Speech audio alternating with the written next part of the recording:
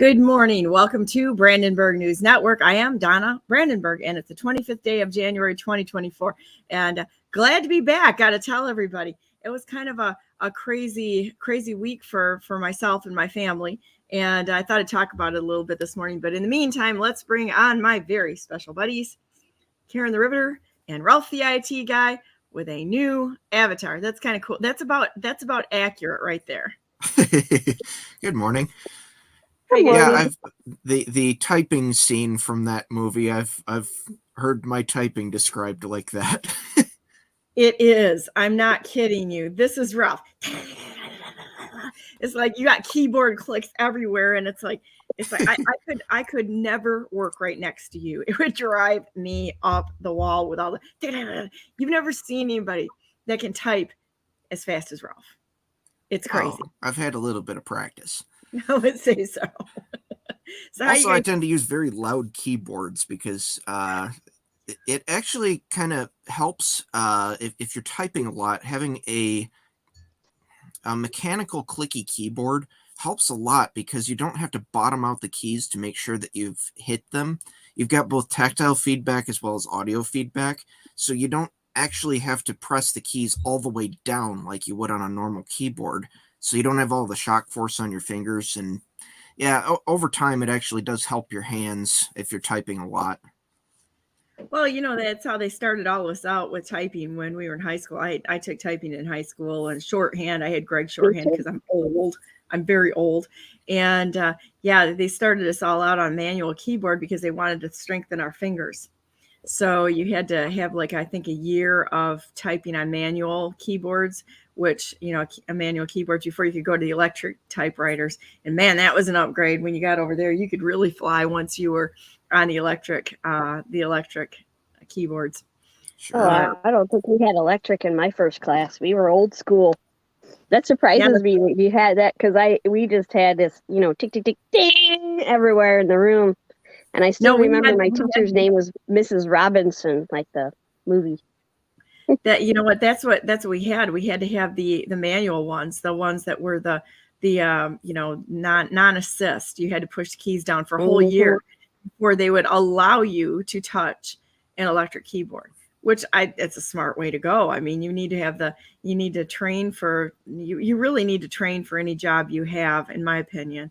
So anyhow, well, I'm glad to be back, guys. I really missed being here and talking to everybody today. And I came back to my son, who likes to create things. I got to show you, because I got my toys here. Okay, so we have added to the toy collection. Okay, there's Pepe. There you go, Pepe. We love you, Pepe. And to all the Pepes out there, we love you, Pepes. And then we added to this because he wanted to make sure you had an avatar, you know, so you can see you, which is kind of cool. Okay, so I think this is cute. Unlike Pepe, you have pants on. So nice little, you know. Here's Pepe the thinker with his little behind. Were you about to say I have a nice little butt? No, because I can't see it, because you have it, and that you've got jeans on, and I wouldn't look at your butt anyway, because, you know. No, I'm saying the Riveter statue that you got in your hand. Yeah, no. So anyhow, now this is the next thing that my son did. So you can have now Karen can have heart hands.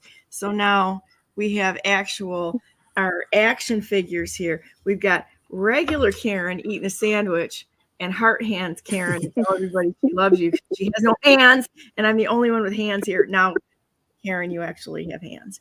So that was a happy thing. And then we went to, of course, my little award for morons out there, or people of excellence. I'd say that if I gave that to any of my buddies out there, they would think that was the coolest thing in the whole world. They'd be like, "Oh man, I want one of these." In fact, we've got a call that we're on Friday nights, and it's probably everybody, most of the people that y'all have heard about out there, like Brian Cates, Beer at the Parade. There's most of the people you hear out there that are influencers or anons are on this call, and it's a lot of fun. So that's kind of fun. So anyhow, I get surprised when I got home. I got surprised by another yet another toy that honors one of my heroes here, the rightful president of the United States, President Donald J. Trump. And now we've got, all of a sudden, here, I put it here, we've got President Trump on Mount Rushmore. So here's the prototype for all you people out there that want to add the greatest president in the history of the United States. Right there, the man, the myth, the legend, President Donald J. Trump.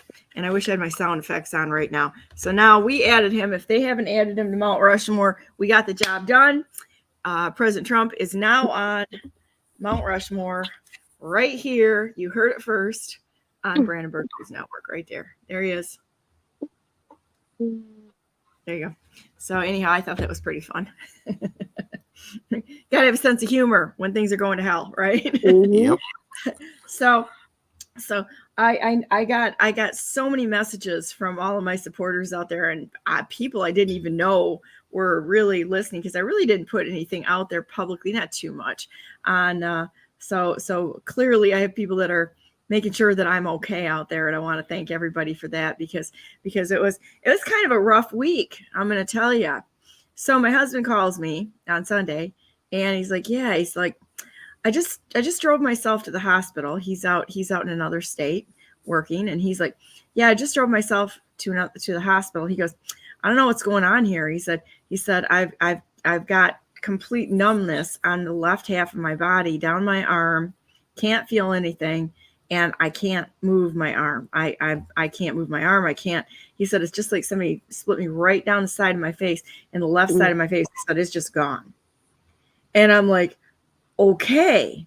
So he said he was in the hospital, and it was shortly thereafter that they moved him from the small hospital to a larger hospital to check to see if he had a stroke or heart attack, because that would be the logical thing to think, right?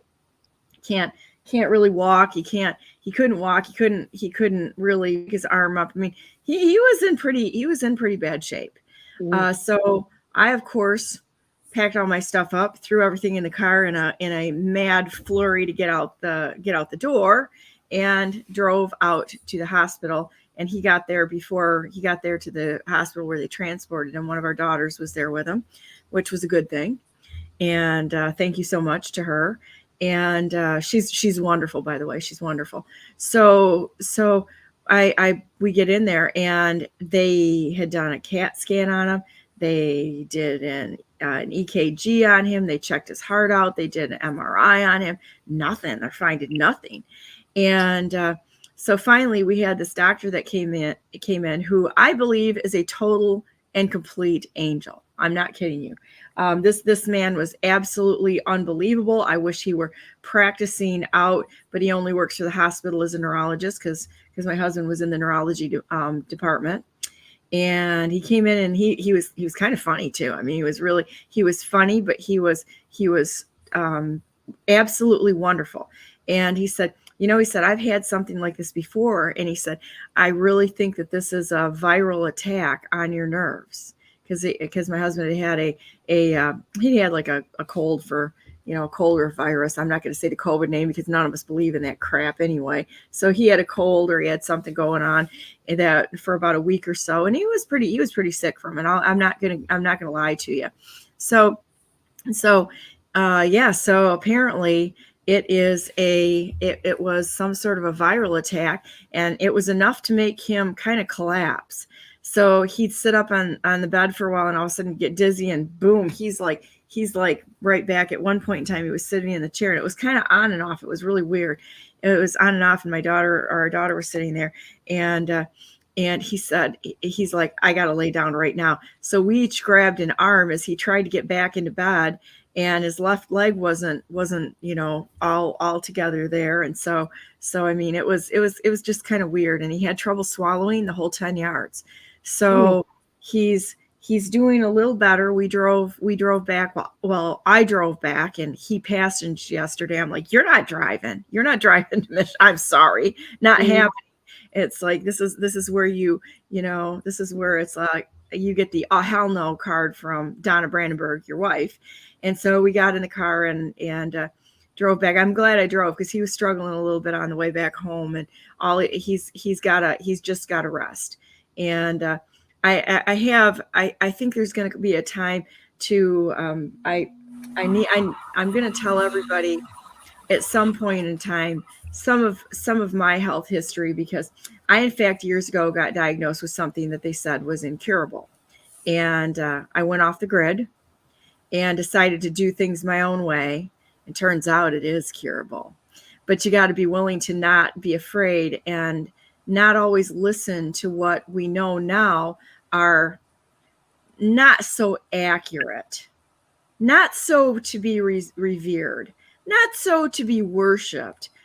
Big pharma and medical monster that's out there wants to tell us to do. And the story is really funny. It actually shows my personality, my stubborn personality, my stubbornness, and just saying, yeah, okay, you guys got no plans here, so I guess I'll just be making my own plan, and works out pretty well. It's a good story. But at any rate, I'm going to show you what popped up this morning. Thanks. Yeah, I would have a lot more faith in a lot of the medical stuff if there wasn't such an incredible profit motive in treatments right now. We've gone from, we used to do pure research where, government funded stuff was for the public benefit. And anymore, so many of the government grants for research are not being treated as a public resource. They're getting privatized by the universities and by the companies that the grants are going to, who are taking out patents on stuff that we all paid for. Yep. I have a big problem with that. And, pure science is different than applied science. Pure science is a beautiful thing, but boy, some of the applied science that we've got right now, that's one of the reasons why I have a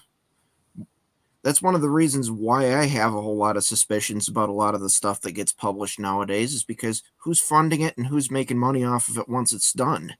Exactly. And you go back to the Republican candidate who should never have been stepped in. We're going to go there too with what's happening with the Republican Party right now, because I'm taking a lot of hits for exposing things with Christina Caramo. So we are going to go there today, guys. We're going to go there. So at any rate, you look at how many people, including Tudor Dixon, were pushing this public-private partnership crap. All this is about is for the government, which is a bunch of little mouse brain idiots who can't make money on their own. So they've got to find ways to grift, steal, money launder. Let's just name all of them, right? To actually approach and give grants and such to the private sector, so they can kind of own it, so they can kind of have a say in the direction of which way it's going to go. Public partnerships are nothing more than a way to steal our taxpayer money. And that's what it is. It's basically forcing the public to give money to corporations under penalty of imprisonment. Because that's basically all it is. When you get into, when the taxes are going to it, it's you're forced to pay companies through the government under threat of imprisonment. With no benefit, and then they copyright or patent all of this technology that you paid for, that we paid for, right? They patent it, so now we have to pay for it again. This is absolute, it's insanity. Well, it's not insanity. The criminals sitting in the seats know exactly what they're doing, and you know what? And this guy was not one of them. Not guilty. Not guilty. This guy was not guilty. The rest of them, not on Mount Rushmore per se, but the ones that are sitting there now, guilty. And I mean really guilty. And in what universe should the government be taking out patents itself on things? We've looked at some of those patents in previous shows that are held by governmental agencies. Yeah, how can this even be possible? Yeah. Yeah. Because nobody said no. I'm a big fan of, if any research takes any taxpayer-funded money, then it should not be protectable, and it should be something that any publication based on that needs to be publicly available without cost, so that all of this research that we're funding actually becomes open. Mm-hmm. We're paying for it. We should get the benefit. I agree with that 100%. So here you go. So after talking about my husband's thing, this article comes out on January 25. The Arctic zombie viruses could be released by climate change from thawing permafrost, some scientists claim. And lo and behold, when you start looking at the let's see if we can get down here. I think we got to listen to it. And look at all this crap on Fox. Fox the fraud. Fox fake news. Fox. Let's see what we got here. Yeah. See if fake news Fox will come up. And they're also incredibly aggressive with copyright enforcement. Oh, are they? Yeah. Okay. So here. Can we use genetics to fight cancers? As in, yep. As in see, and also they're not allowing me to share anything on there for whatever reason. So at any rate, we all know what's happening here. So, but even though you're supposed to have a fair use exemption for criticism of things. Can't do it because you can't find it. You can't publish it. Can't put it on any other site, so they control all of it. Fox, fake Fox news. So there you go. Don't listen to them, guys. Fake news, total fake news Fox. That's what we're going to call them from now on. Fake news Fox. So at any rate. I don't know. I think actual foxes are better. That is in fact true. Foxes are cool. As long as they're not going after my chickens. Yeah, there you go. Or you could just change the lettering from a O to AU, and now you have faux fox. Faux fox. Oh, that's kind of cut. That's cool. So I used to do that with faux Biden. Yeah, I gotta show you guys something in a minute. So this is kind of cool. So we have been freeze drying. I'm gonna tell you what, like crazy people. All right. So here's blueberries. I don't know if you can see them. Put them in my hand here. There's blueberries. And these little guys are great. They're like, you know how the marshmallows and the cereals, like I don't know, Count Chocula. What's another? Lucky Charms. That's kind of what the consistency is. So you got like actual fruit blueberry. For everybody that was panicking with my Skittles that I did, I ate 2 of them. I'm not a sugar eater, but man, I can eat these things all day long. These are great. Did peaches. Did let's see, what else did we do? Apples. Did avocados. Have done cheese. Have done onions and potatoes and all that kind of stuff. So this whole freeze drying thing is working out pretty well. I'm just going to tell you that. And this weekend I did pick up some resealable Mylar bags so that they're not all in Mylar. So that was kind of cool. And one of my sons, the son that likes to do this sort of thing and give a nod to the rightful president of the United States, President Donald J. Trump, was getting into the freeze drying while I was gone and put up some more food while I was not here. So now we got 2 of us savagely freeze drying food. So there you go. So let's see what else is going on. So where do we want to go from here today? Because I got, just getting back in the saddle here a little bit. So, backing up a little bit, you talked about CAT scans and MRIs. Yep. So I had, when I was 18, I had cancer. And one of the things with that, they gave me the option of chemo or radiation. And I told them I didn't want to do either of those because it pretty much guarantees that you're going to get a secondary cancer in, like, I think it's 20 to 25 years. And so I didn't want to do either of those. And they said, well, if you want to do that, then you got to get in and get chest x-rays and blood work and CAT scans and stuff. And I told them, okay, we'll do that then.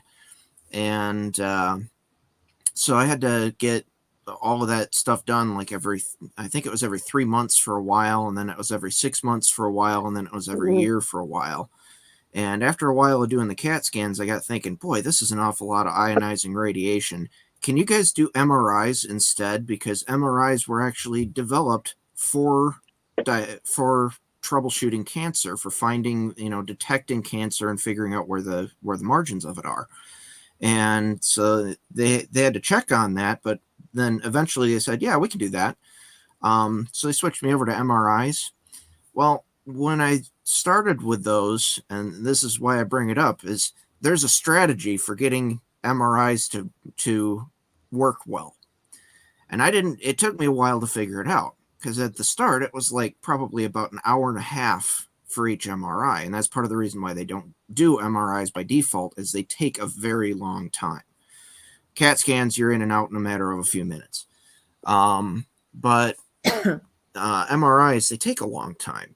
Well, you go in there, and one of the things that it says is they tell you to hold still. Okay, I'm good at following directions, so I'm holding good and still in there, and I'm doing nice, slow, controlled breathing to try and have as little movement as possible, right? Well, after a few of these, they took forever. After a few of them, partway through one of them, they actually shut the whole thing down, sent one of the lab techs in there, and she came in and asked, "Are you okay? The machine isn't detecting you breathing." And that's when I found out that those machines, what they do with the MRIs is they take a low resolution scan where it scans, because it does the pictures in slices, right? So it does a low resolution scan very, very frequently, and it watches for your breathing so that it can match up the slices in your breathing cycle, so that they're all in the same position in your breathing cycle, so that the slices match up when they put it all together. So it sits there and does a low resolution scan until it hits that point in your breathing cycle, and then it snaps a high resolution picture. And then it'll advance a slice. But it'll sit there, it'll sit there watching for you to breathe until it can detect that you're in that same spot. So when I found that out, I'd come out of there hyperventilated, but it'd only take about 20 minutes. Because you can actually listen to the machine. This is one of the kind of advantages of, having to get scanned every 3 months, is after a while you can kind of listen to the machine. You can hear when it's doing the low resolution scans versus the high resolution scans. So you can figure out, once you get that figured out, you can figure out where it thinks that point that it needs to take the slices is, because you can hear it doing that. So then if you just breathe in just a little bit from there and then breathe out just a little bit from there and go right around that point, man, you fly through an MRI. So if you need to get an MRI, there's the strategy for you. Pretty much, yeah. And I'm clear to cancer now. I got through it just Doctors fine, are like, we really don't know what's wrong with you, Ralph, but somehow the machine likes you. We don't get it. Continuous process improvement. That's what it is. That's what it is. Hey, you just got to learn to, we've talked about learning to speak chicken. You got to learn to speak MRI. That's right. Understand the equipment and then just go with it. Okay, so we're going to go to this thing. You guys have seen this bunch of nonsense out there. And I'm going to call it as nonsense right now, okay? And the reason being is I think it's kind of cool, all right? I really do think it's kind of cool for people to show up and do this sort of thing and support and secure the borders. But I've got some concerns here that I think we need to talk about. Big concerns at this point in time, because how many states now have sent National Guard down there? Do you guys know? I don't know if they've sent them, like recently, if they've sent them or they're just talking about it. I don't know for sure. I think Florida, I want to say Arkansas, California. Certainly not Michigan's not going to do it. Another one. Michigan is the destination hot spot for all of these people to jump into the state and then go out through our border, because we are a border state. So that's the entrance point. We're the exit point right here. And so this is a problem. But when I look at this, I've got some concerns, and I'll tell you why. This smells like feds all over it, in my opinion. And the reason being the reason being is it's like time for we the people. They've got we the people. They got a picture of Jesus on a truck at the top. So we're going to make sure we have all the marketing points on this that you can possibly have, and we've got a really nice staged photo there with people holding arms where the border wall has been cut. So, we're going to turn ourselves into superheroes and that sort of thing. I'm not saying that there's anything necessarily wrong with this, guys, but there wasn't anything wrong with J6 either. Mm-hmm. And this is a very much something that gets into an emotional response by people. Mm-hmm. And the other problem that I have with this is that, they're even calling all truckers, bikers, law enforcement, veterans, military, elected officials, business owners, ranchers, and freedom-loving Americans. Well, that's great. And I applaud everyone for standing up for what they're doing. My big concern on this is that this looks like such an easy thing for the feds to set up again, to be an entrapment scheme of Americans.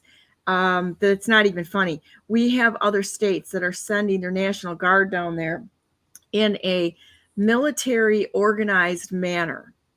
And I don't think it's necessarily, though it can happen, and what they're doing with the farmers is a great idea of what's happening in, like, say, Germany, France, and Netherlands and such, and what they've done. I think it's great. I think what they're doing there is great. I like the trucker thing. I really thought this is a great thing.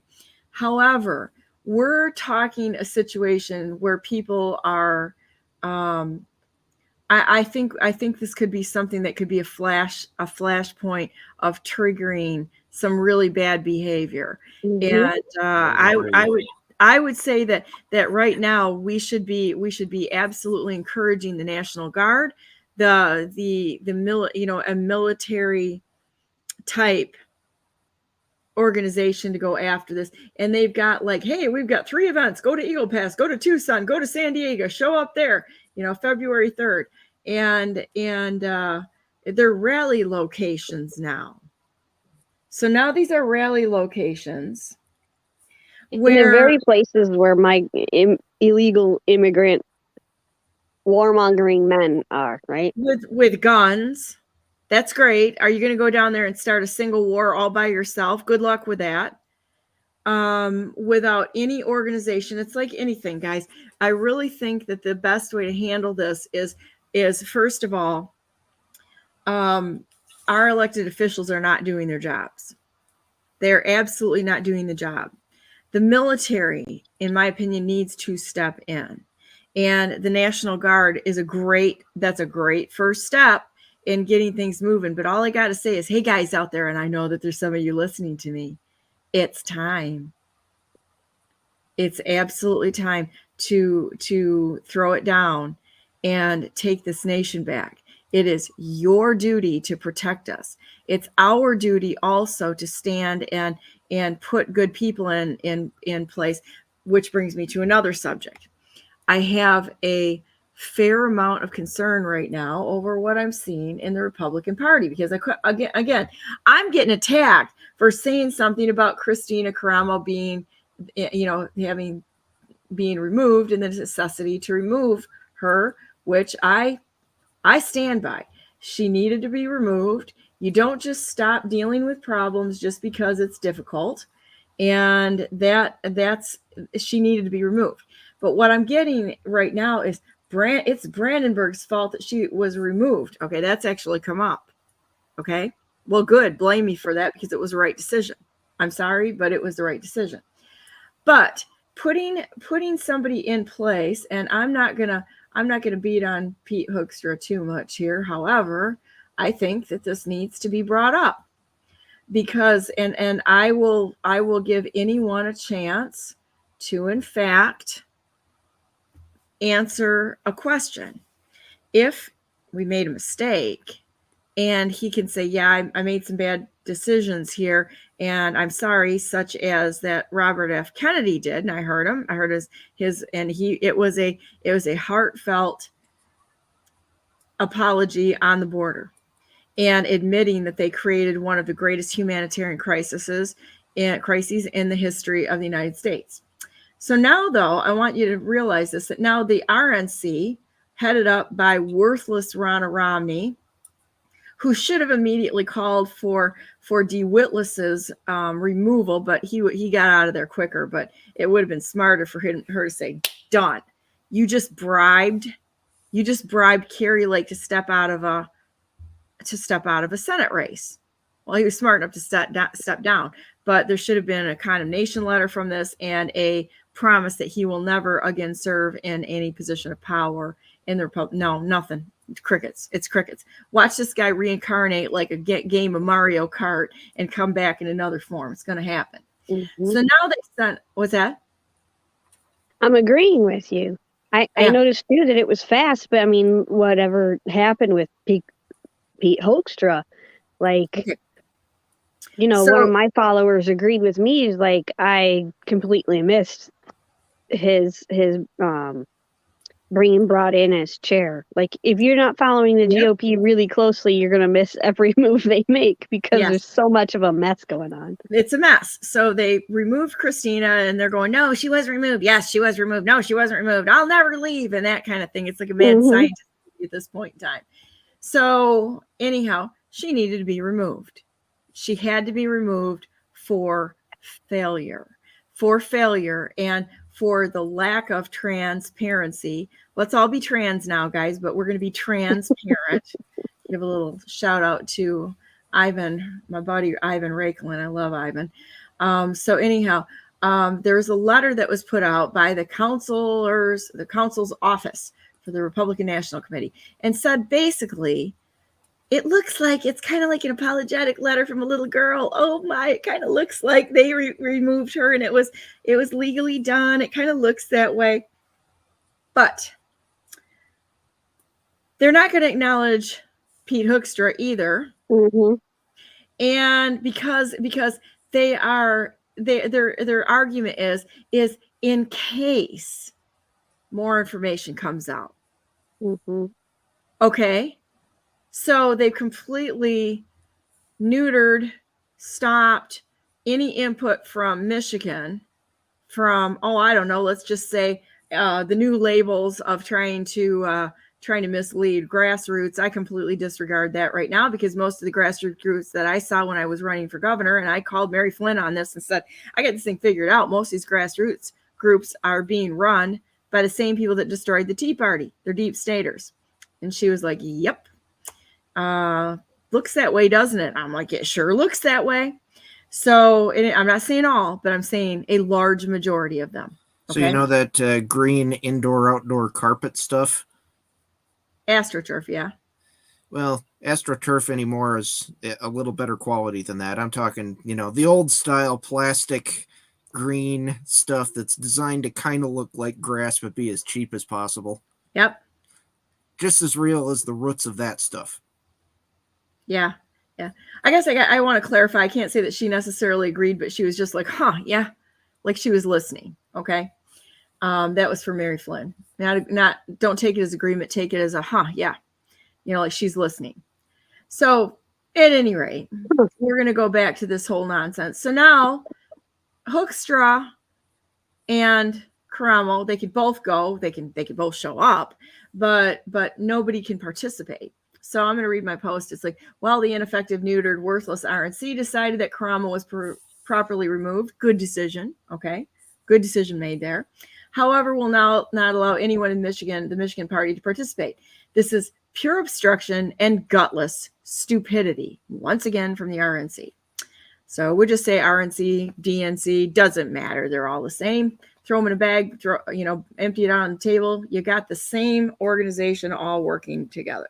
Hey, that reminds me, the Taxpayers Party meeting is this weekend, is it not? It is, and we can bring that up. So awesome thing to remind, because we do have alternatives, and we should have many alternatives. We should either abolish all political parties or have as many of them as people want to make out there so that there's true choice. Let's just say that a few people from a neighborhood decide they want to get together and put together an organization. Well, we're going to stop this obstructionist crap that's happened at the Board of Elections, which is basically there to make sure that either a Democrat or a Republican or both, because they're the same thing, gets in, but that we have no choice. It's all selection. But we should either have lots and lots and lots and lots and lots and lots of parties and no funding going into this. In fact, I heard a really good way to do it. I believe England does it. The way England does it is everybody's taxed like $5 for election type processes. And which I don't know why we need to do that at a 70% tax rate right now. I think we just get rid of all this nonsense and we'd have plenty of money to do this and have the money returned to we the people, right? So it's all a bunch of crap. All of it's crap. But anyhow, listen to this. And take that money and put it in a fund that is split between everyone and anybody that wants to run. Split it between whoever wants to run by a certain date. You got to say you're going to run. And that's all the money that you have. That is it. See how good they are with managing their money or putting sheer effort in this. I think it's a great idea. And we're gonna test them in the run. There's no tests. There's no tests that are meaningful at all. So we test them and see what they can do. So anyhow, how about we just have all candidates take a U.S. citizenship test? That should be part of it. Let's see how well they know the job that they're applying for. Is it just, can you debate? What a dumb question. That is such a stupid test to see if somebody can be in office. Because we're going to debate. What's that mean? Well, when I saw Whitmer and Dixon doing, all it was is a freaking cat fight and to tear each other down. There was nothing. And somebody said, oh, yeah, well, Dixon won this one or Whitmer. No, they didn't. Neither one of them won. They were both stupid in these debates. And they didn't talk about anything meaningful. They just tried to see who could tear each other down the most. But there was nothing meaningful talked about in these debates. And it's a dumb metric anyway. Just because you can debate doesn't mean that you have management skills. That's it. So it shouldn't. On top of it, the entire conversation gets steered by whoever's asking the questions. Yes, they're all rigged. President Trump did the right thing by just saying, yeah, we're done with this. This is stupid. Because once again, rigged or not, there's a lot of things too that even if they weren't rigged, even if the debate questions weren't rigged, you're still limiting the topics of conversation to only those that the moderator wants. Exactly. Yeah. And there's a lot of issues out there, and limiting people to only talking about the most contentious or divisive anything like that. Yeah. You're eliminating a lot of the actual problem solving that needs to happen at deeper levels than all the surfacey level that everybody likes to talk about in news bites. Well, it's like you guys saw the one disaster interview that I did that I was like, I'm so done with this. You need to take my survey. No, I don't. And then all the questions, they were like 3-pronged questions. And as I said, I'm like, well, your questions are stupid.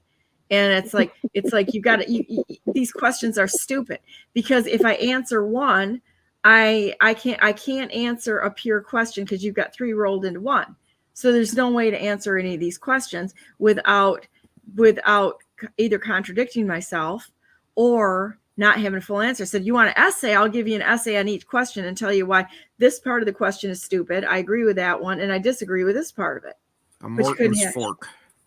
Yes, and it was like, well, just answer yes or no. And I'm like, I refuse to do it. I'm like, I'm not going to answer yes or no. Your survey is stupid, and it's just meant to be divisive. So anyhow, let's go back to this whole thing on and why Donna Brandenburg is now getting attacked again on this, because nobody wants to get rid of anyone who is failing or hold them accountable, because we got the cult of personality going on out there, people.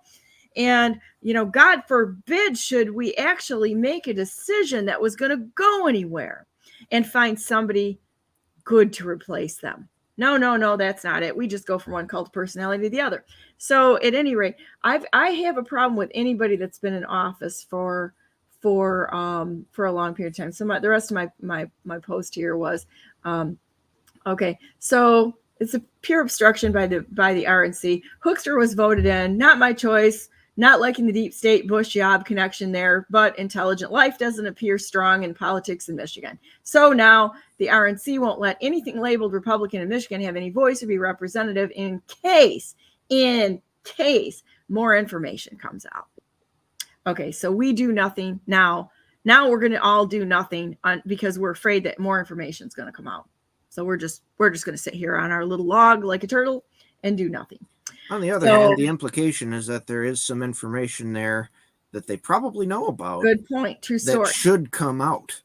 So my point on this was run away, quick, true Republicans, my little Republicans out there that are true Republicans, such as Donna Brandenburg, who Christina Caramo said is not a true Republican. Okay. Run away, my true Republicans. You're getting screwed right now, big time. And you're getting screwed by your party.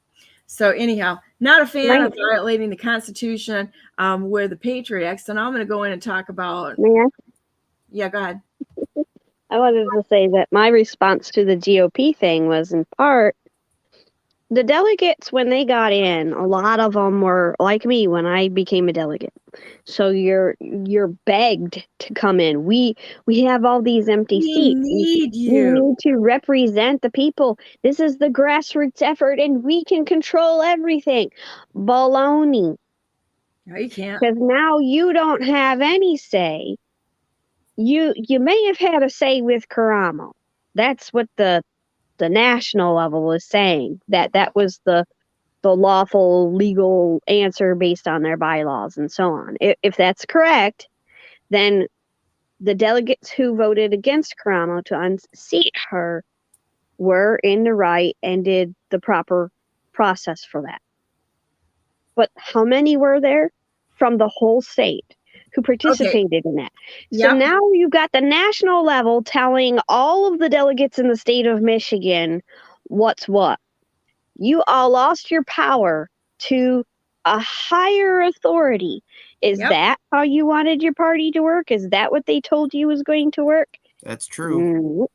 It's all centralized. The whole thing is centralized. And I want everybody out there to think about this. We've got somewhere between 10 and 11 million people in the state of Michigan.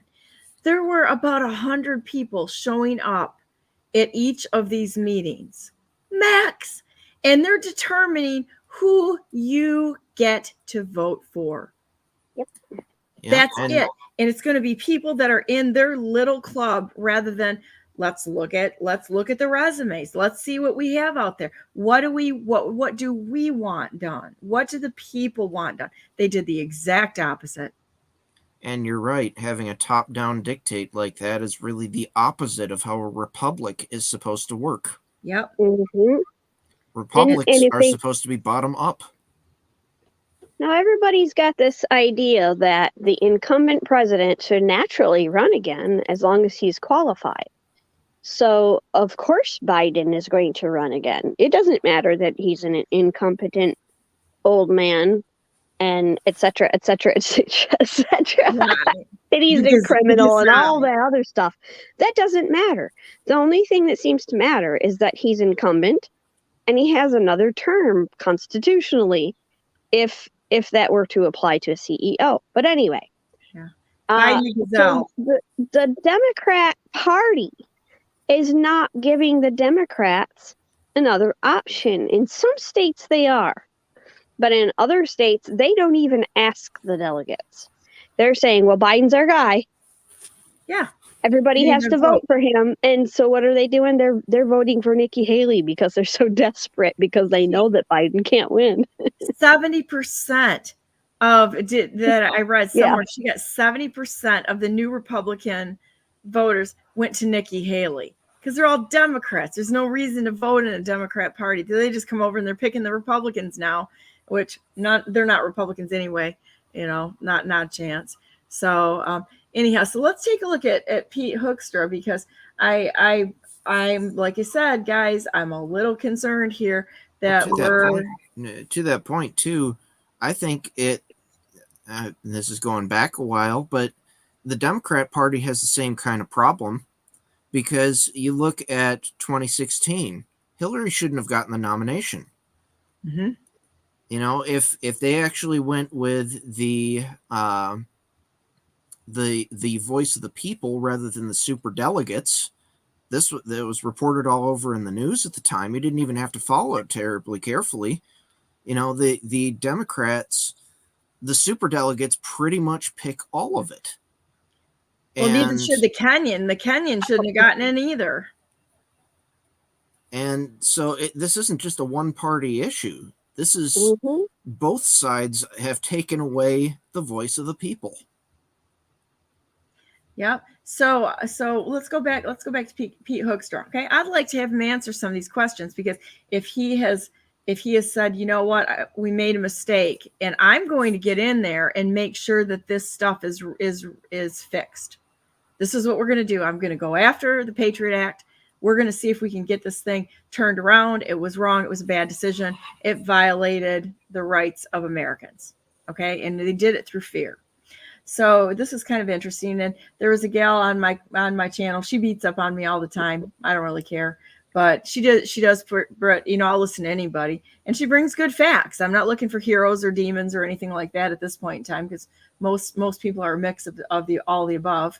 And so anyhow, so Sabrina says, here's some facts. Why did Pete Hoekstra enthusiastically endorse and campaign for John Kasich in 2016 if he really is American First Patriot he claims to be? Remember that John Kasich is one of the founders of Never Trump movement within the Republican Party, and that he appears regularly on the Clinton News Network to bash Trump whenever he can. And she says, I will tell you why. First, Pete Hoekstra was instrumental in whipping up support for the passage of the Notorious Patriot Act in 2002, an act that has shredded our Fourth Amendment rights and has given the globalist intelligence community access to all our private communications, including this one. And she's got some sources on here. You can go to my Telegram channel to see it if you'd like. Second, Hoekstra was a cheerleader for the Iraq War in 2002. He unashamedly and willfully advanced the big lie that Iraq was stockpiling weapons of mass destruction and that it was complicit in the 9/11 attack. His efforts helped persuade his colleagues to support the Bush administration, the traitor administration's unnecessary, costly, bloody, brutal wars in both Iraq and Afghanistan. Those who lost loved ones in these nefarious global wars can thank men like Pete Hoekstra. He can claim that he is an America First, but the blood of these lost in Iraq and Afghanistan speak otherwise. Third, as an award for his service to the globalist agenda, Hoekstra was appointed chairman of the House Intelligence Committee, where he continued to advance the big lie that cost so many lives of many. That would be the weapons of mass destruction, and it uses a pretense to the 2003 invasion, and added insult to injury by reauthorizing the Patriot Act. And so there's a few other things in there. So I think it's interesting. So a lot of the people were beating on me for saying, see what you got by removing Christina Karamo. I didn't vote for anybody. It's like you take out someone who's failing, and you find or you put in somebody that is going to get the job done that you want to get done. Not my fault if it's not my fault that there were other options out there. I mean, I looked at the resumes of the people out there. And I'm going to tell you right now, I probably would have voted for Lena Epstein. I thought Lena Epstein was a great candidate. But so I'd like to see an answer to some of this. And if he changed his mind on it and says, you know what, we did the wrong thing, and the Patriot Act was absolutely an attack on America, a surveillance attack. There's a I wrote, I'll see if I've got let me pull up my chat here a minute, because I went into a little bit more detail on this, on what exactly was violated here. Let me see if I can write it. It's kind of long, but I understand not seeing the problems that panic created, because Warren Carpenter said something. It's like, yeah, people have the right to change their mind with what they don't know. I get it, but we need to hear retraction or condemnation and a promise to help fix what they broke. We don't just go forward. We have to fix. If we made a mistake, we have to fix it, or there's no repentance on what's happened there. The Patriot Act was unconstitutional immediately, and anyone who signed it, first off, violated the law using fear to coerce Americans to give up freedom for a lie over safety and security. It increases the ability and scope of surveillance on Americans and allowed violations of unchecked quartering of troops in homes, which is what the surveillance was all about. Your cell phone, you're quartering troops. When you're surveillance, it's surveillance in your home. Anything that, and that's a violation. Violates the Fourth Amendment, which says the government cannot conduct a search without obtaining a warrant and showing probable cause to believe that a person has committed or will commit a crime. Violates the First Amendment's guarantee of free speech by prohibiting the recipients of search orders from telling others about those orders, even when there is no real need for secrecy. Violates the First Amendment by effectively authorizing the FBI, the Fedsurrection, to launch investigation of American citizens in part for exercising their freedom of speech. Violates the Fourth Amendment, failing to provide notice even after the fact to persons whose privacy have been compromised. Notice is also a key element of the due process, which I never got when I was removed from the ballot, by the way, because nobody does it anymore, which is guaranteed by the Fifth Amendment. And this is just scratching the surface. It was weaponized against Americans immediately, increased bureaucracy. TSA has an 80% failure rate in catching anything going through security. No accountability and forced intimidation and restriction of travel upon Americans, another violation of the Constitution. And really, I can add to all of this, but those in the seats need to stop before making a knee-jerk reaction, which trades freedom for a failed promise of security or overturning unconstitutional laws when they have perspective of time. No one has addressed this obvious usurpation and fought like hell to take back the ground lost to fear. So with that said, if in fact, Mr. Hoekstra wants to go back and explain himself a little bit to all of us, I would be more than glad to listen to his explanation and then say, okay, you picked the right guy. But until then, we have no proof. And we went back just like a dog to its vomit, as the Bible says, until we hear differently. So there you go. So at any rate, I think this is a huge deal. I would very much love to hear what the answer of this is. But to all of you who are blaming Donna Brandenburg for removing your little cult personality who was failing Christina Caramo, not backing down on this one. Get smarter and get somebody better in. If you don't like who was voted in, address the process and remove the people that are creating the problem within the party. It wasn't me. I just pointed out the fact that y'all had a problem and a big one. And I'm going to stick with that. It needed to be addressed. It needed to be removed. And y'all needed to put somebody in who was both qualified and who was a good fit for what you wanted done. So how's that for an answer?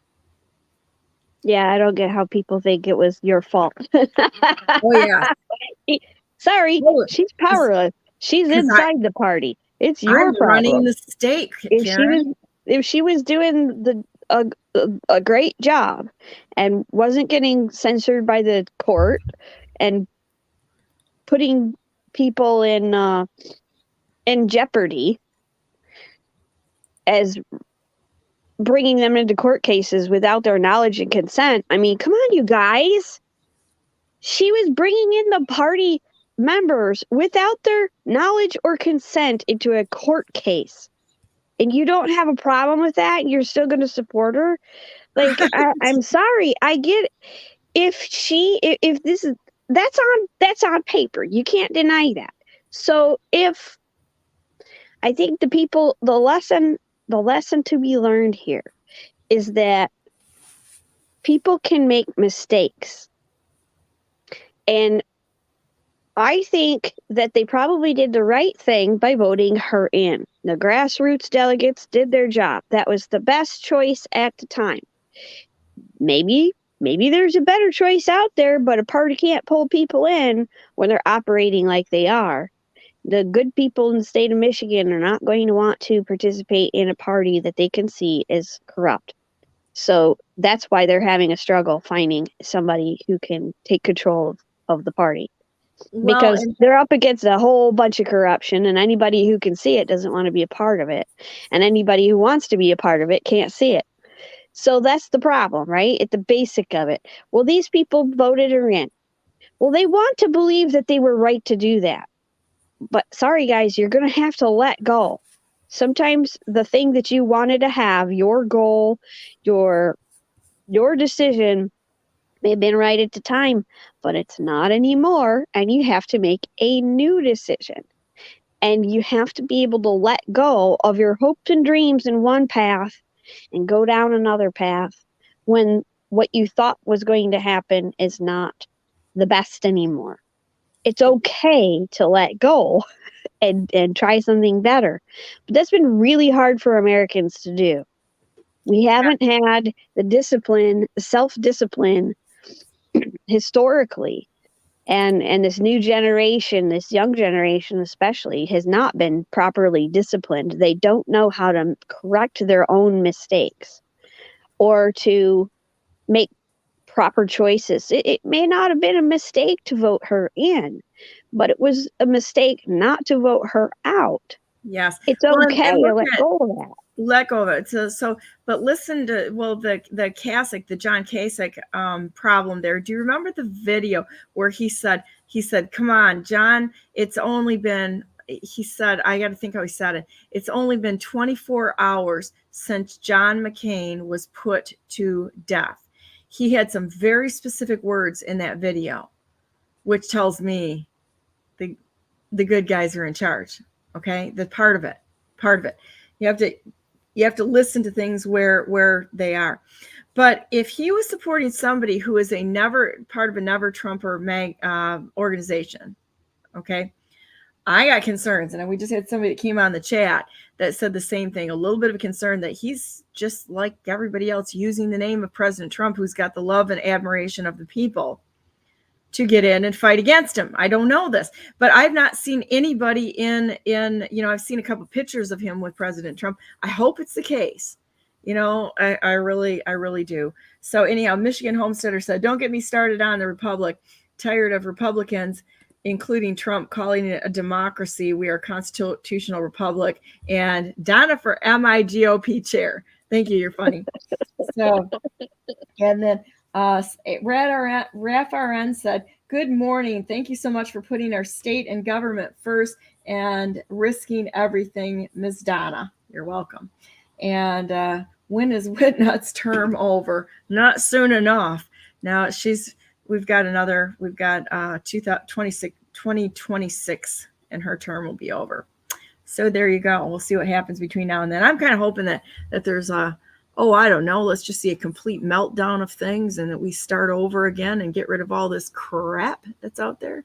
But with that said, and talking about whatever, since I am the vice chair of the Constitution Party in the state of Michigan, which is the U.S. Taxpayers Party, we will clean out and eviscerate anyone who comes into this party to absolutely use it in a criminal way, because we are also transparent.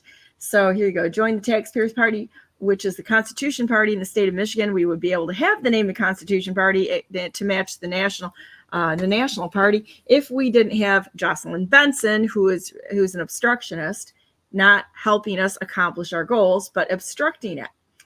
Our speakers are Dar Leaf, and he's going to be talking about the militia of the several states. Paul Urban, referendums for Michigan, and food and fellowship will be provided. We have some activities going on, and we're at a range, Center Shot Indoor at 2 p.m. on this Saturday. So come and visit. We're getting a lot of response on this. I think there's so many people that are so done with what they're seeing out there. And we're going to be working on settling the rest of the counties in the state of Michigan. We need more people that will take a county and help us to help the candidates, good candidates, individuals, not establishment type stuff, but because we do a process. We do an interview process and such. So I mean, I think it's a And I personally, I do some background checks on people. I want to know who I'm talking to. And boy, does that make people run. I'm going to tell you what, we had somebody came in with Axe My Tax into our meeting, tried to take over our meeting, wouldn't shut up for over an hour. She came in, it was probably one of the rudest guests we've ever had, and never involved in politics. Well, guess what happens? You do a check right there where they're shooting their faces off and find 3 pages of donations, a lot of which was to Christina Caramo this is a casual person who never was involved in politics. A couple of $1,500 donations to her. Right. Good luck with that. So, and don't let the door hit you in the behind as you leave the meeting. And don't expect me to soft pitch this one to anyone, because that's not going to work. So, this is where Karen the Riveter says, compare and contrast. Yeah. Look at how Donna runs as vice chair of this party versus the Republican Party. Yeah. Oh, yeah. We like this person. Let's get our Tiger Beat magazine out and make sure we get the I don't know. We're going to have a little cult Tiger Beat person in there. Right. That's exactly what. You know how many idiots I heard out there saying, well, we want Tudor Dixon because she's really something to look at. Okay, you just proved that your IQ is probably less than 75. You know, it's like, okay, yeah, 14-year-old thug on, 14-year-old thug life with your puberty in full swing. How about perhaps we turn into adults and manage the country as an adult? So, but that might require some thinking by somebody with a 14-year-old mentality. I don't know. Wish I could make it. Been recruited for cutting and splitting wood. Oh, come on. You could do that another day. Come on, Michigan Homesteader, show up. It would be great to visit with you. So, and Charlotte said, and the party just put someone into play to replace KK, but we didn't vote. Sounds biased. It sounds crazy. It's crazy.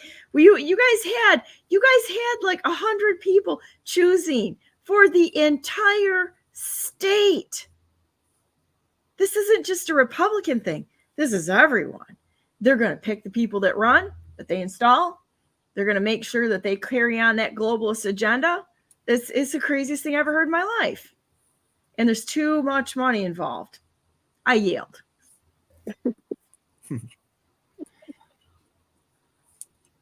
People like to complain, but they don't want to participate.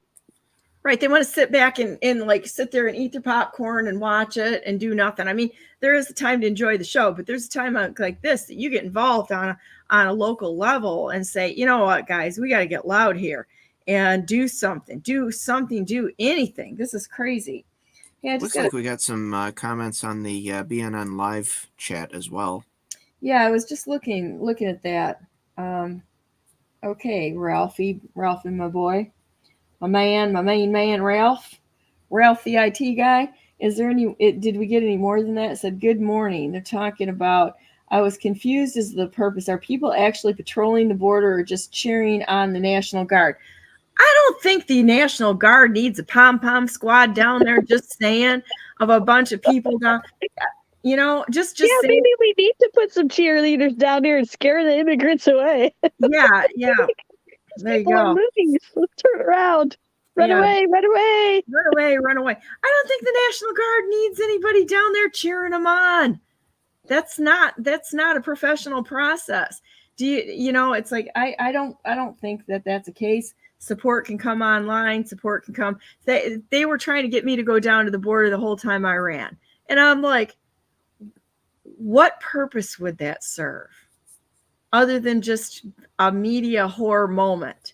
I have no reason to be down there. I can sit up here. I said, because you got to think, you've got one more person for logistics, one more person to protect. I'm 60 years old. I am not going to be a person that's going to be like a 25, 30-year-old Marine that's going to be able to throw 6 Donnas over their shoulder and carry me 5 miles. All right. Not going to happen. It's like, this is going to be called getting in the way of somebody who's qualified of the job for Donna to get down there on the border. And it's stupid.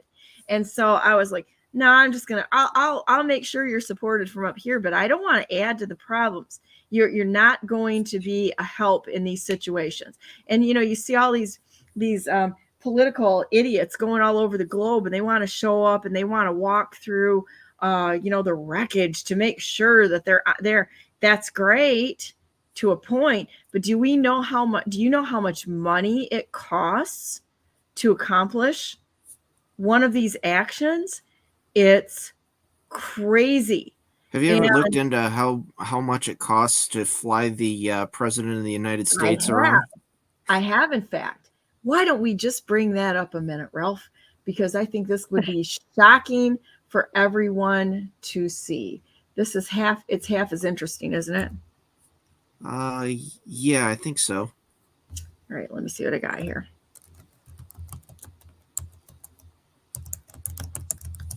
I love all these. I love all. Click. Yeah, I'm lock working right now.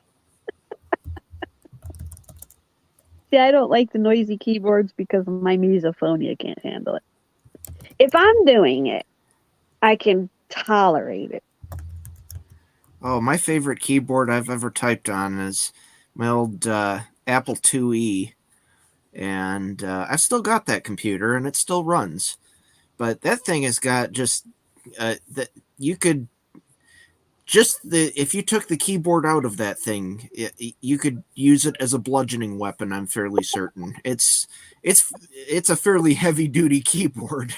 The keys are loud. I actually woke somebody up one time typing on that keyboard, and woke up another family member and like across the house typing on that keyboard years ago.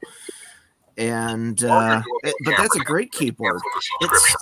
It's got so much feedback. You can type like crazy on that thing. I've seen a meme with a keyboard turned into a long gun of some sort. Yeah. There's so much going on right now. That comes to mind.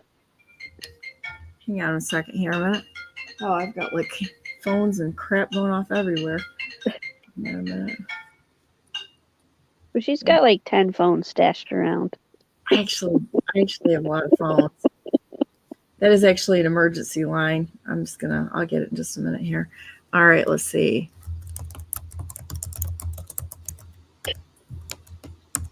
We'll have to see if I can. It makes me laugh now. Yeah, the Apple IIe is actually not the oldest computer I have. The oldest one I've got is an old Heathkit. That one's kind of interesting because it doesn't have a keyboard, doesn't have a screen, really. It's got numeric digits on the front panel, and it's got like 16 buttons on it. And you would program the computer through those buttons, and then you could record your programs onto an audio cassette tape by plugging a tape recorder into it. That's kind of a neat computer. Not real practical anymore. All right, nerd. Let's see, I'm trying to find things here. Problem is true nerds find that to be an absolute the best ever thing that they can be called. Okay, nerd. They're like, oh yeah, I am a nerd. So hang on. This is not allowing me to search this well. This is crazy. Is that? Do you think that's in half as interesting? Sounds like something they do. Yeah, it was either half as. Let's see. Let's see.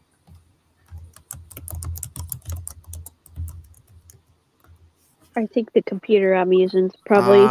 Looks like maybe Wendover, the U.S. Oh, president's. Wendover's good. Yeah. These are great sites to, if you're a nerd, such as I'm a nerd. Okay. Oh yeah, how the president travels. I think that's it.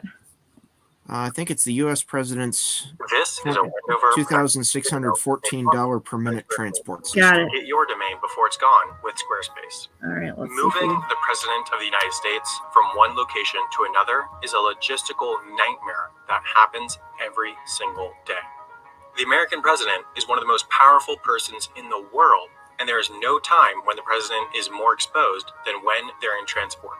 2 of the 4 successful assassinations of American presidents were when they were traveling, Garfield and Kennedy. For that reason, the Secret Service devotes an enormous amount of resources to ensuring the president gets from one place to another safely. The presidential motorcade is perhaps the most impressive method of transportation.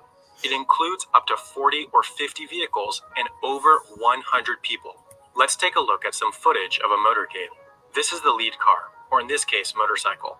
As the name suggests, its job is to lead the motorcade, but it's not actually the first vehicle. What we don't see here is the route car, which would have come through about 5 minutes before the lead car. The route car is always followed by about 20 or 30 motorcycles, which play the essential role of clearing the route of cars.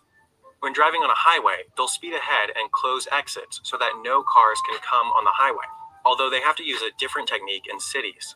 When driving in DC, where other drivers are used to frequent motorcades, the motorcycles often drive in a V pattern, pushing cars to the side to clear the way for the motorcade. This leads to a disruption of only about 2 or 3 minutes. Outside of DC, drivers are less used to motorcades, so the motorcycles will typically completely block off the intersecting streets to create one continuous clear path for the president. The entire first section of the motorcade isn't actually run by the Secret Service. It's run by the local police jurisdiction of wherever the president is. The fewer Secret Service cars and individuals needed for motorcades, the better, since both the cars and agents need to travel to wherever the president is visiting in advance, which is, of course, incredibly expensive. The next part of the motorcade is what's known as the secure package. It's the essential core to the motorcade because it's the group of cars that directly secures the president. In case of attack, this group of cars can detach from the rest of the motorcade and function as an independent unit. The most important car in the secure package is the president's limo, but one can never be sure which one that is because there are always 2 limos. These 2 limos are identical. They even have the same license plate. That way, an attacker can, for example, have a spotter tell them which car the president left their origin in. The limos themselves are no ordinary limos. They weigh between 15,000 and 20,000 pounds. Okay, I'm going to pause this 1 second, and we're going to go over here, and we're going to go back over here like magic and see if we can thwart the copyright strikes, because you know that's what's going to happen. Built on a modified truck bed. The entire car is bulletproof, including 5-inch thick bulletproof windows. The only window that can open is the driver's window, reportedly so they can pay tolls. The entire car is hermetically sealed. Oh, I'm sure they're paying tolls, right? And on board are rocket-powered grenades, night vision optics, a tear gas cannon, pump-action shotguns, bottled oxygen, and 2 pints of the president's blood type. This car, leading the secure package, is the United States Secret Service Electronic Countermeasures Suburban. It leaves the secure package because its purpose is to jam any remote-activated explosives along the route. These 2 tall antennas do that by sending out a huge range of radio frequencies that would block any bomb activation signal. The 2 domes on top of the car are most likely what's known as electronic warfare sensors. They're essentially radars that can detect when a rocket-propelled grenade or anti-tank guided missile is launched. When it detects a launch, the car would most likely activate a number of smoke grenades spread out throughout the secure package, which would help throw off the grenade or missile. Okay, I want to stop just right here. And we can always come back to this at another time. But I want you to think about how absurd this whole J6 crap is that happened. In fact, I've got another video I'm going to edit and put my watermark on. I'll maybe do that today because it's more information on a video that no one else has ever seen. So I think we should just go and harass a few people in the feds that are out there and let them know that, you know what, we're watching you and that sort of thing, which I think is kind of fun. But think about the absurdity when you look at the motorcade and how much time, effort to protect the president is in there. And now you've got what happened at J6, and it's they came in through 20,000-pound magnetically sealed doors and with their torches and their $15 flags a-flying, you know, and it's totally absurd. If we don't think that this thing was a setup, anybody that doesn't realize this is set up has got to be like they gotta be under 50 with an IQ, because there's nothing. I mean, barely breathing, mouth breathing idiots. There's no but burning down cities is mostly peaceful, right? Oh yeah, that's a peaceful assembly right there. Let's just go there. So there's no way we're not talking that nobody just walked in there without help, coercion, and encouragement of them flinging the doors open. Come on in, guys. It's your capital. Bring your flags in here. And the threat, there was no threat there. There's no threat other than what the feds created. So there you go. But this is why I said that people, I knew people who were planning to go, and I'm like, I'm not getting on that bus. I wasn't going because either. when you go in there, that's a foreign land. You don't know what's going to happen to you. I mean, I understand why people want to go see Trump, and he's telling them to go and support him, and that's all fine and dandy. But I'm not going to be going into that foreign land and wondering what's going to happen to me when I'm there. Turned out I was right. Now, there were millions of people who went and came out just fine, and there are some that did not. So I was kind of right, and that's what I'm thinking about with this border event that they're creating. Are they creating a trap like J6? Are they going to start something down there? Are they going to send some Antifa there? Probably. It wouldn't surprise me in the slightest bit. Absolutely. And turn it into a riotous situation that harms people one way or another. It's like you said, I'm not going to tell people not to support their country, but there's more than one way to do it. And if you decide to go, then you better be really, really aware of where you are and what's happening. Recognize that you may lose cell phone service. You may be on your own without a transport. You better be armed, hopefully legally, so you don't have problems there. You better know the law. You better know the law. And if they're asking you to do something that's a setup, not just follow like sheeple into a trap. Yep. Mm-hmm. Because there's better way. There's always ways of doing this, but I don't know. I just feel like they're baiting everybody into a let's grab our torches and pitchforks and let's go out there and let the shooting begin kind of nonsense. And I really think that they're trying to get a reaction. And if we don't play, I'm not going to play. I'm not going to wear the mask. I'm not going to get a vax. I'm not going to go down there and stuff. But if somebody comes on my land, we might have a problem. You have the right to protect your property, and we're supposed to help and back the other states. Am I correct on this? Let's have a discussion here, because my interpretation of this is that the states are supposed to stand with each other and send help. Is that correct? Ideally, yes, but I don't think there's necessarily a prohibition. What's that?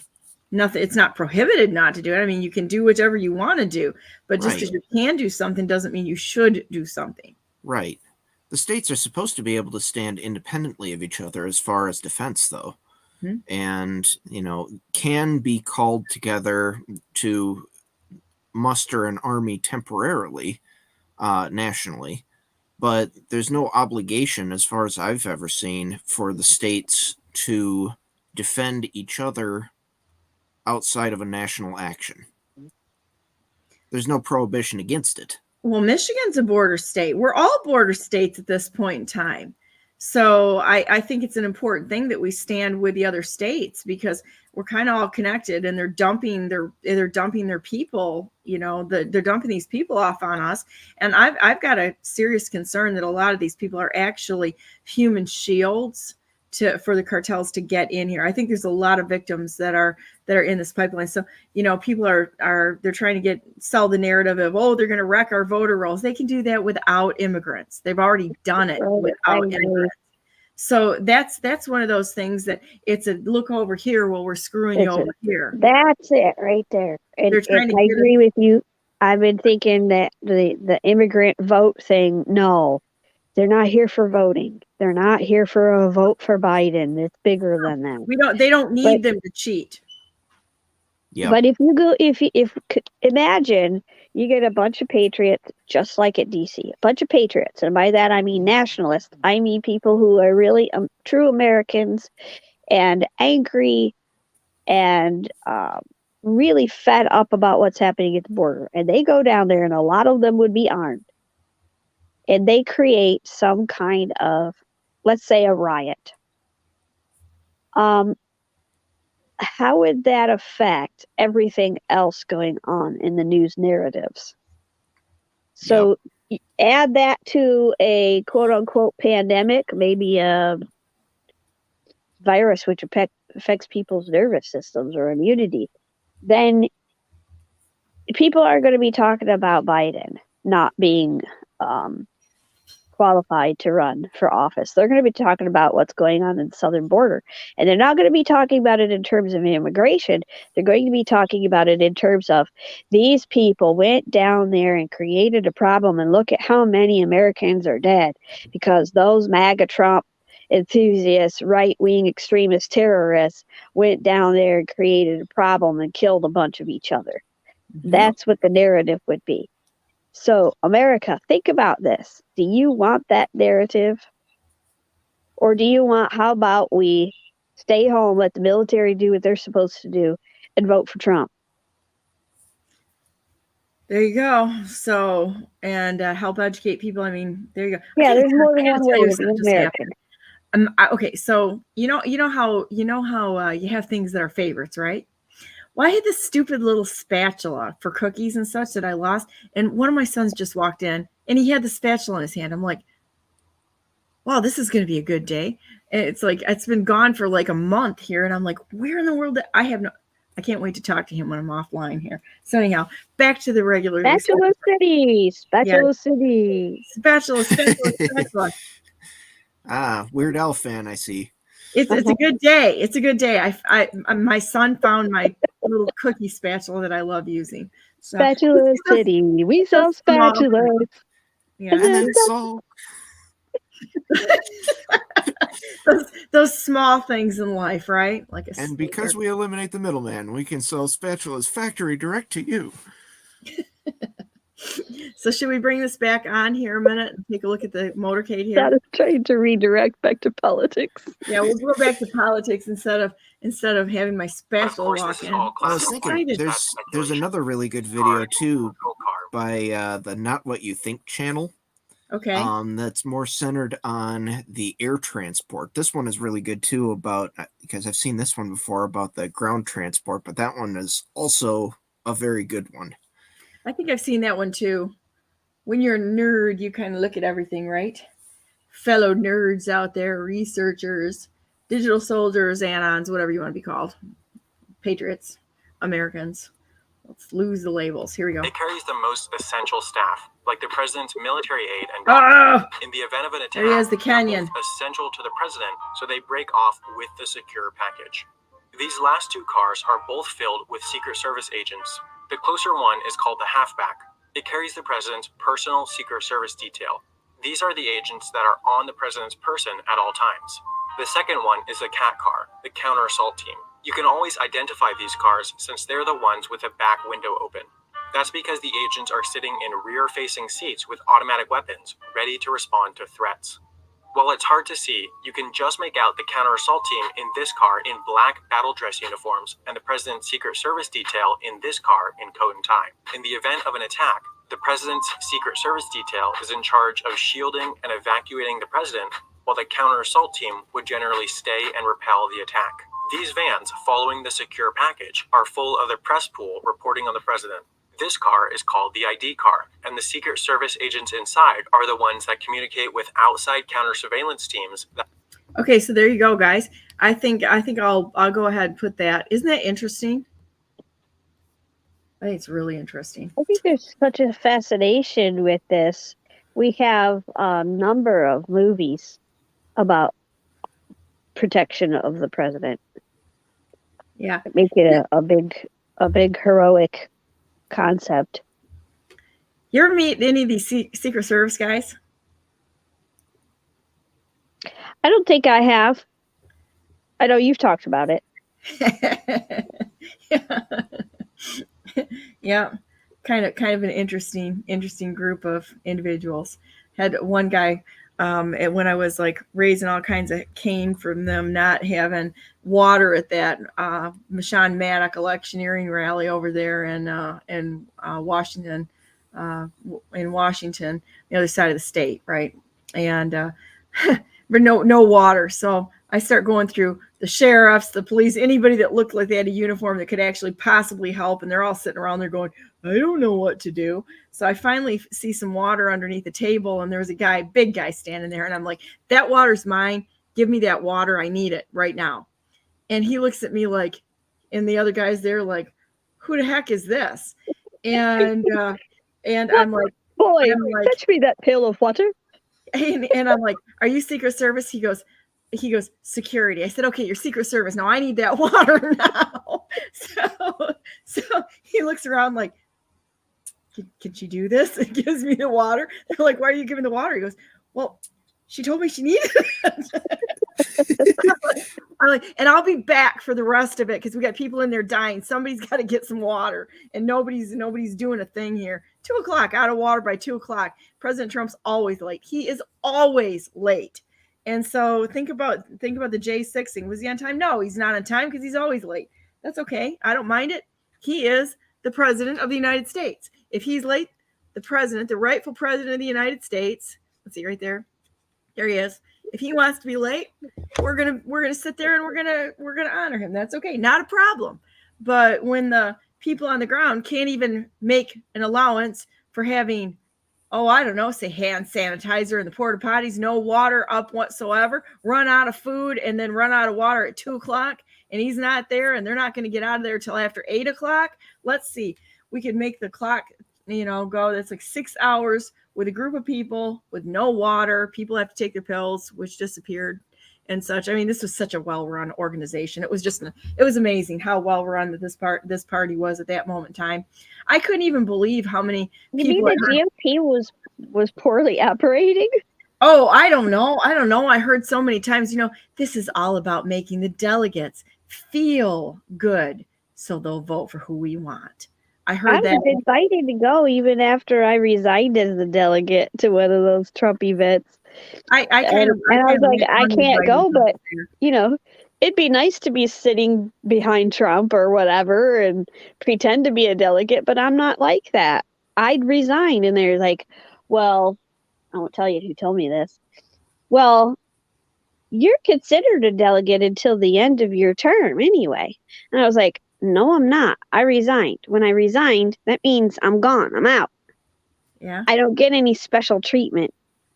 Well, I'm going to tell you what, another person that showed up there that I had done some interviews with, Christina Bobb, and that is one spooky chick. That's all I can say.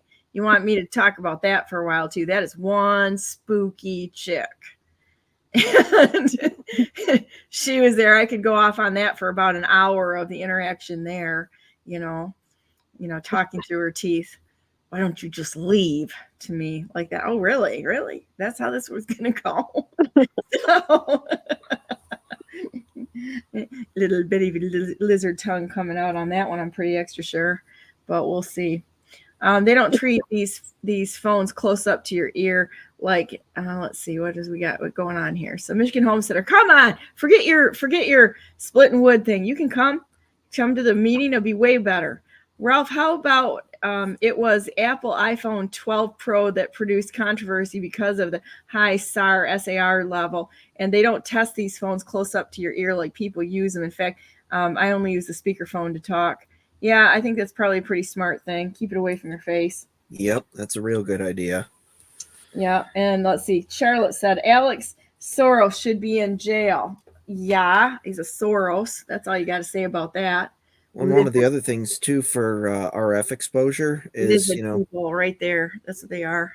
People talk about you have the Bluetooth things that are right up next to your head. Well, that's a whole lot less RF transmitting Bluetooth to your phone than it takes for your phone to reach the towers. If you can keep your phone a little further away from your body because you're using a Bluetooth headset, that's a lot less RF exposure. There you go. Charlotte says Alex Soros should be in jail. Law is law. If they put journalists for First Amendment and memes, then Alex needs to be charged. Hitman, bribes, and memes. Yeah, he's not my favorite person there. And Charlotte says they'll probably put out pipe bombs, so on and so forth. Rinse and repeat. Election year. Eyes over here, not there. Fraud. Trust no one unless you're 100% sure. That's exactly. And Michigan Homesteader. Yes, I have a friend who was arrested for J6, but I didn't go. I didn't go either. It's like we should be able to go. It's like, we should be able to do those things. But we're in a war, people. The rules are changed. This is fifth generation warfare. Yes, some of it's open warfare. Some of it is absolutely open warfare. You think that the shooting that's going on in our inner cities is just random? Not a chance. I heard a story about some kids, I don't know, a few years ago. I thought it was really interesting. I should dig it up. I've got everything. I save everything. But these kids found some weapons, ammunition by some rail lines in Chicago. And they were young kids. They weren't real old, I don't believe. And so they picked it up and they decided to turn it into the police. The police threw these kids in jail overnight. Kids, for turning this in to the police station. And the next day they were out, went right back to the tracks. The very same ammunition that they turned into the cops was right back there again by the rail lines. So I'm not buying any of this crap. You look at burn, loot, and murder out there, Black Lives Matters, which has nothing to do with race whatsoever. This is a corporation.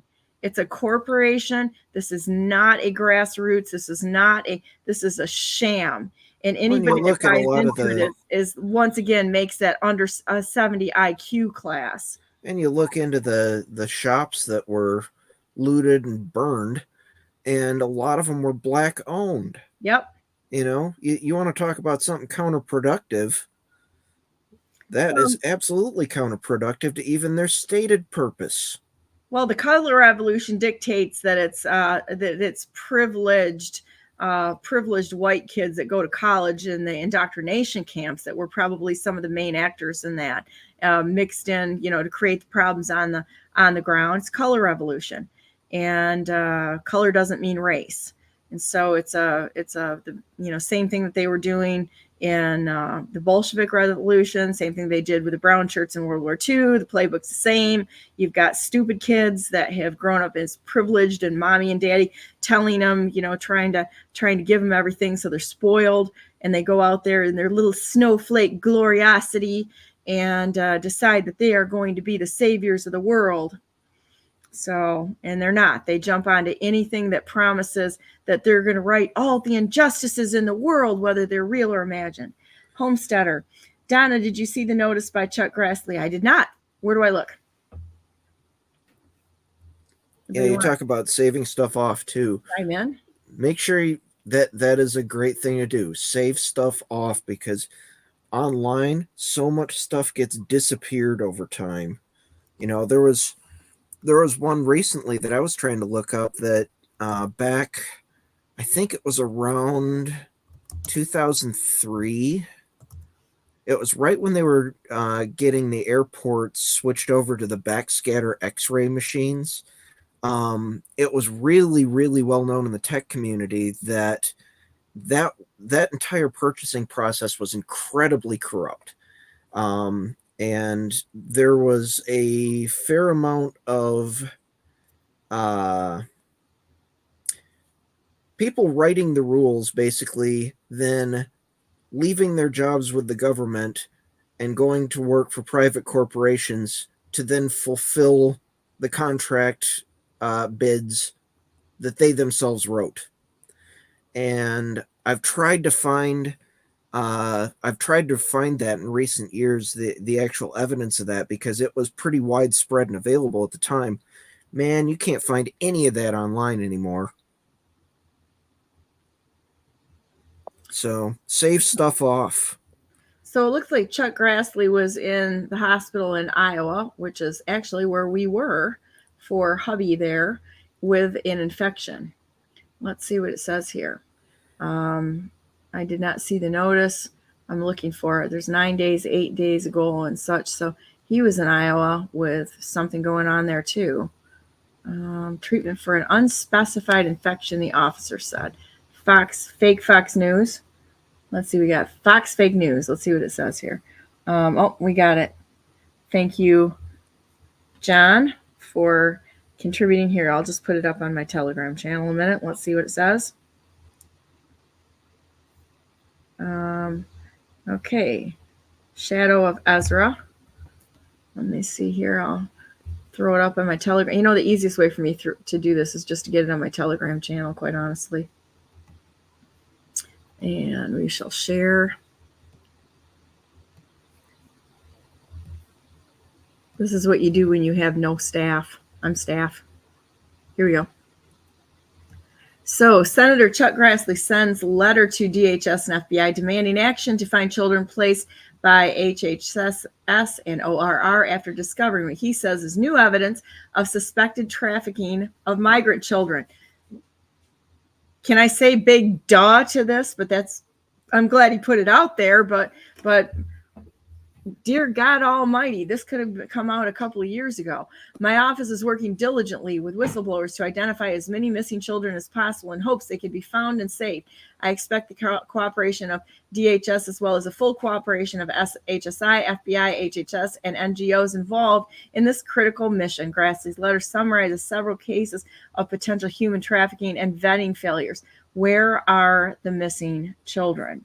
Nice. He's calling out the NGOs too. Yeah, that is nice. I'm really glad. Thank you, Senator Grassley, for putting this out there. Now go after them with bared teeth and let them have it. There's no excuse for this. This is something that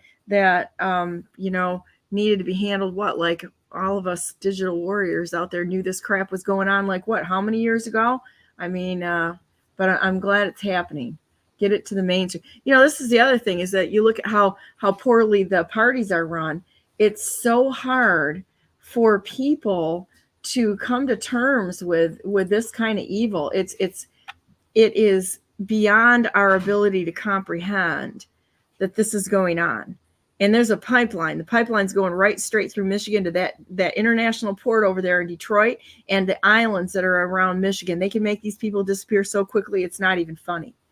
I want a complete report on where they're going. I want to know where these kids are going. And we need to start talking about, say crimes against humanity. I'd say that we might want to look into I don't know, Catholic services, Lutheran services, Bethany Christian services, any of these little do-gooder organization, NGOs that perhaps can fly under the radar because nobody wants to say, but they're Catholic organization. It's a Lutheran organization. It's like, no. These people are not like us. And there you go. They use the labels for protection. It's like they used the term shield earlier. They use it like a shield. Look here, not there. Doesn't mean that all religious entities are bad or evil or involved. They're the bad guys just either infiltrate or they just use the label. Well, and I think that's just it. Okay, here we go. So Senator Grassley, love you at this moment in time. This is very cool. Keep up the good work. And there you go. Grassley alerts. Evidence of human trafficking for immediate action to locate and rescue migrant children. Well, there was 80 lost at the border. I found that a couple of years ago. And where did they show up? Oh, yeah, Bethany Christian Services up here in the state of Michigan. The ones who I went through their 990s with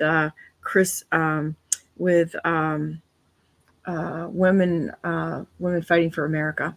So anyhow, Washington, Chuck Grassley is flagging new evidence of suspected trafficking of migrant children for federal law enforcement agents and calling for immediate action to find and rescue children placed in dangerous situations by fed officials.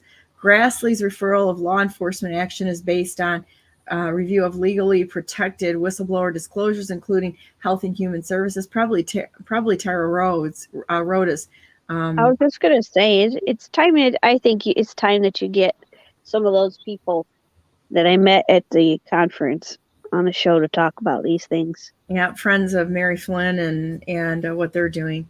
Tara's real nice. I've met her before, and of course I know Mary and such. So they were unaccompanied alien children who entered at the southern border and who were eventually placed with often poorly vetted sponsors or lost in the system to who knows, God only knows where.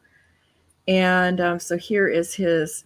Well, there's a key word in that sentence too, unaccompanied. Why were they brought here if they were unaccompanied? And these are, actual refugees. Yeah. So they were like, children who claimed they were distantly related, despite claims to the contrary. The male had attempted to spy. How many of these kids have been raped coming across the border? A lot of. This is a human trafficking pipeline. Information on a male subject who purportedly to sponsor a minor female with evidence that the supposed teenage female is much older than she claimed to be and may herself be human trafficking minor females. This is not just a guy thing. This is a sickness. We can even go back to that. How many, they're not talking, they talk about, the pedophiles. How many teachers, female teachers, have come out in the news having sex with their male students? I can't even believe this. It's like so far out of the realm of what we even thought was possible. These people are sick. Totally. There you go. Yep. This is a scourge upon our nation. Sickness, and I'm sorry. It's like they think they can. I don't get it. I don't get it.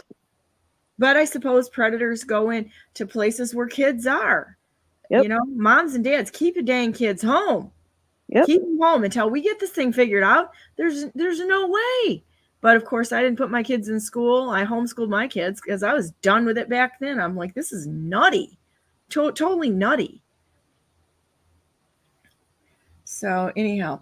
Good plan.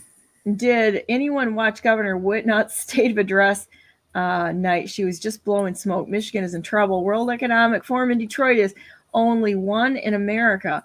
The only one in America. Also, she is taking all toxic garbage in from other states. They're destroying this. And you know what? They want to destroy this because what is their business? It's to kill human beings or change us. They'd love to change us into their little drones. They need us, but they need us controllable. Minute you get somebody who's not controllable, guess what? Out you go. We're going to kick you off the ballot. We're going to kick you out of anything where you can get in there and mess up our little machine. Bunch of bird brains sitting on the top. Criminal bird brains. That's what Trump calls them. What's that? That's what Trump calls Nikki Haley, bird brain. Yeah, she's a bird brain. Yeah, it's not even her real name. You know that? They had to make her name palatable to Americans. She doesn't even have an American, they had to change her name to make it more Americanized. They like did a that country singer. Yeah. Nikki Haley. Whatever. That's not country. That's far back Liz country. Now you talking. Yeah. Backwoods country. Because isn't that what we all do that have horses? Well, did you ever look into that? But they have horses. We all look alike, It's cowboy boot and hats. Did you see that government research from, I'm going to say it was probably back in the 80s, maybe the 70s, somewhere in that range, trying to find and supposedly cure the genetic component of people's belief in religion. Yeah. Oh, And it was a thing, and they've got it on video actually talking about trying to figure out how to cure people of their belief in religion through genetics. Well, that's what Harari, that nut job Harari was talking about with World Economic Forum. You ever listen to that guy? He's a crazy man. Totally crazy. these people are sick. Oh, they hate God. I gotta say though, Mr. Argentina talking at the World Economic Forum was great. Oh, that you want me to play some of that? Sure, that'd be great. Millet.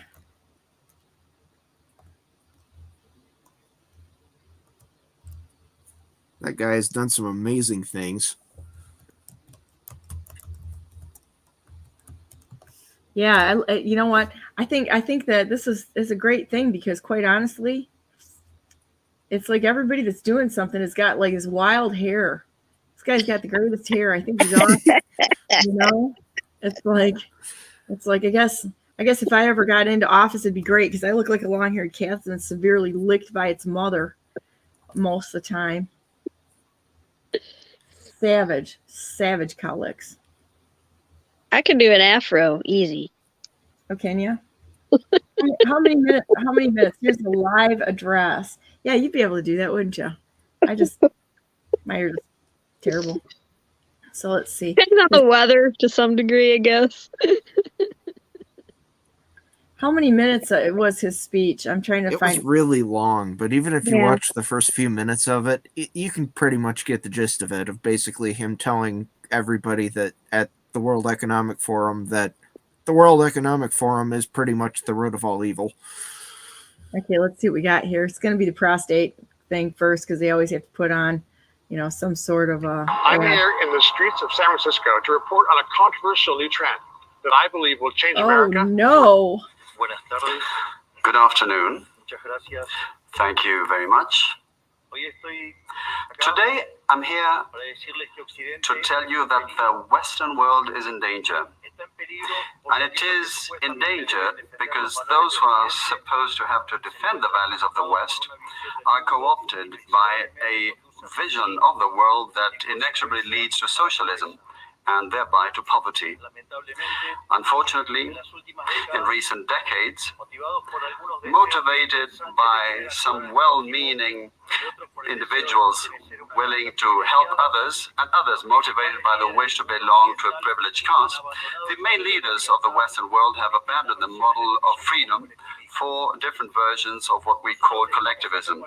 We're here to tell you that collectivist experiments are never the solution to the problems that afflict the citizens of the world. Rather, they are the root cause. Do believe me, no one better placed than us, Argentines, to testify to these 2 points. When we adopted the model of freedom back in 1860, in 35 years we became a leading world power. And when we embraced collectivism over the course of the last 100 years, we saw how our citizens started to become systematically impoverished, and we dropped to spot number 140 globally. But before having the discussion, it would first be important for us to take a look at the data that demonstrate why free enterprise capitalism is not just the only possible system to end world poverty, but also that it's the only morally desirable system to achieve this. If we look at the history of economic progress, we can see how between the year 0 and the year 1800 approximately, world per capita GDP practically remained constant throughout. There you go. So I love Javier. I think he's cool. Yeah, it was great. Just taking them to task for basically everything they stand for being wrong. Yeah, right in their face. I love it. It's like right great. in your face. World Economic Forum, get out of the mitten. We don't need you here. You're a sham organization, and Michiganders. I heard you. Yeah, Michiganders. Michiganders reject all forms of world economic forum theft. The thieves, the Klaus Schwabs. You couldn't even make this stuff up to be a better villain. It's crazy. Let's see what we got here. Yeah, I don't know. With being Michiganders, it might be time for us to take our rightful places. The only kind of really common geese that we have in Michigan are Canada geese, which are some of the most vicious birds out there. Maybe it's time we start taking that to heart. That's right. Ganders are. My dad almost got himself beat to death when he was younger. He thought it'd be really cool, so he snuck up on a goose. Right. My dad was kind of a savage kind of a guy. He was funny, and he decided he was just going to catch that goose and bring it home. He was about 10, 12 years old. He grabbed her around the neck. He said, "Man, I never took a beating like that when I was in the military." Oh, you think they don't look like much, and if you know anything about birds, like if you ever pick up a chicken, they're pretty, like a laying hen chicken, they're pretty lightweight. Owls are notorious as far as the like wildlife rehab community. They are like chickens without their feathers. They look hideous, and they're very, very skinny. They had I've this never big held an poofy owl. network of well, I have. You can stick your finger in the feathers that are, this big bushel of feathers around their neck, and they got like this skinny little neck in the middle of it. But I moved chicken on the way to slaughter one of our meat birds, and meat bird chickens they have really small wings. Most of the meat is in the thigh and the breast, and their wings are not very meaty, and they look really small and fairly harmless. But if you don't pick them up right and you let one wing go loose, this wing was closer to my arm as I picked it up, and it beat the snot out of my arm. I was like, ow! Felt like I was gonna have a major bruise the next day. It's remarkable how strong the bones of a bird can be. Oh man, they beat the crap out of you. Here we go. Let's see how the goose attack here in a minute. See, we go from rescuing seals to geese beating the crap out of people. Run, little one. All right. I have no idea what Buddy did to piss off those geese, but they are not having it. Come on, you gotta bring your gloves. You don't just leave them there. Oh, what are you, golfing in winter? How do you slip like that? Let's go. Looks like the staff of 2007 is in quite the predicament. Oh no, they're not happy What's he with trying to do? Why is he trying to get him to bite him? They will. That's what gets me. Why people try to do this with their kids. Baby geese are so Yeah. cute, but Yeah. not a good time to get your camera out.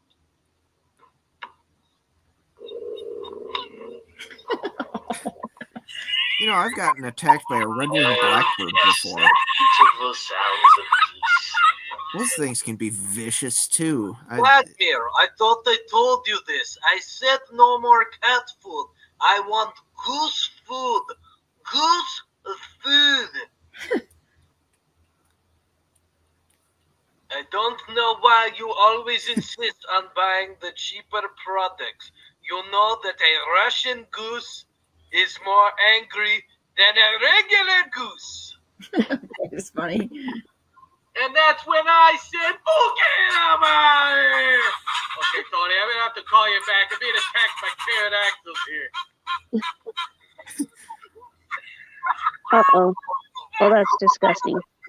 The best families are the ones that laugh at you while you're being Okay, attacked. that's That's okay. not just an attack, guys. No, that's not okay. At least he's checking your hair. That is not acceptable. No, that's not Doing okay. a fine job.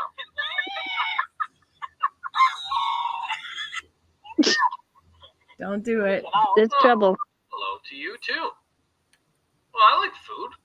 Let's be friends. That's not much of an attack right there, but I wouldn't have my kids go up to a goose. Mm-mm. Now there you go. You went by this baby, you idiot. Jeez, these geese came straight out of the Matrix, man. Oh, come on, little buddy. You can hop the curb.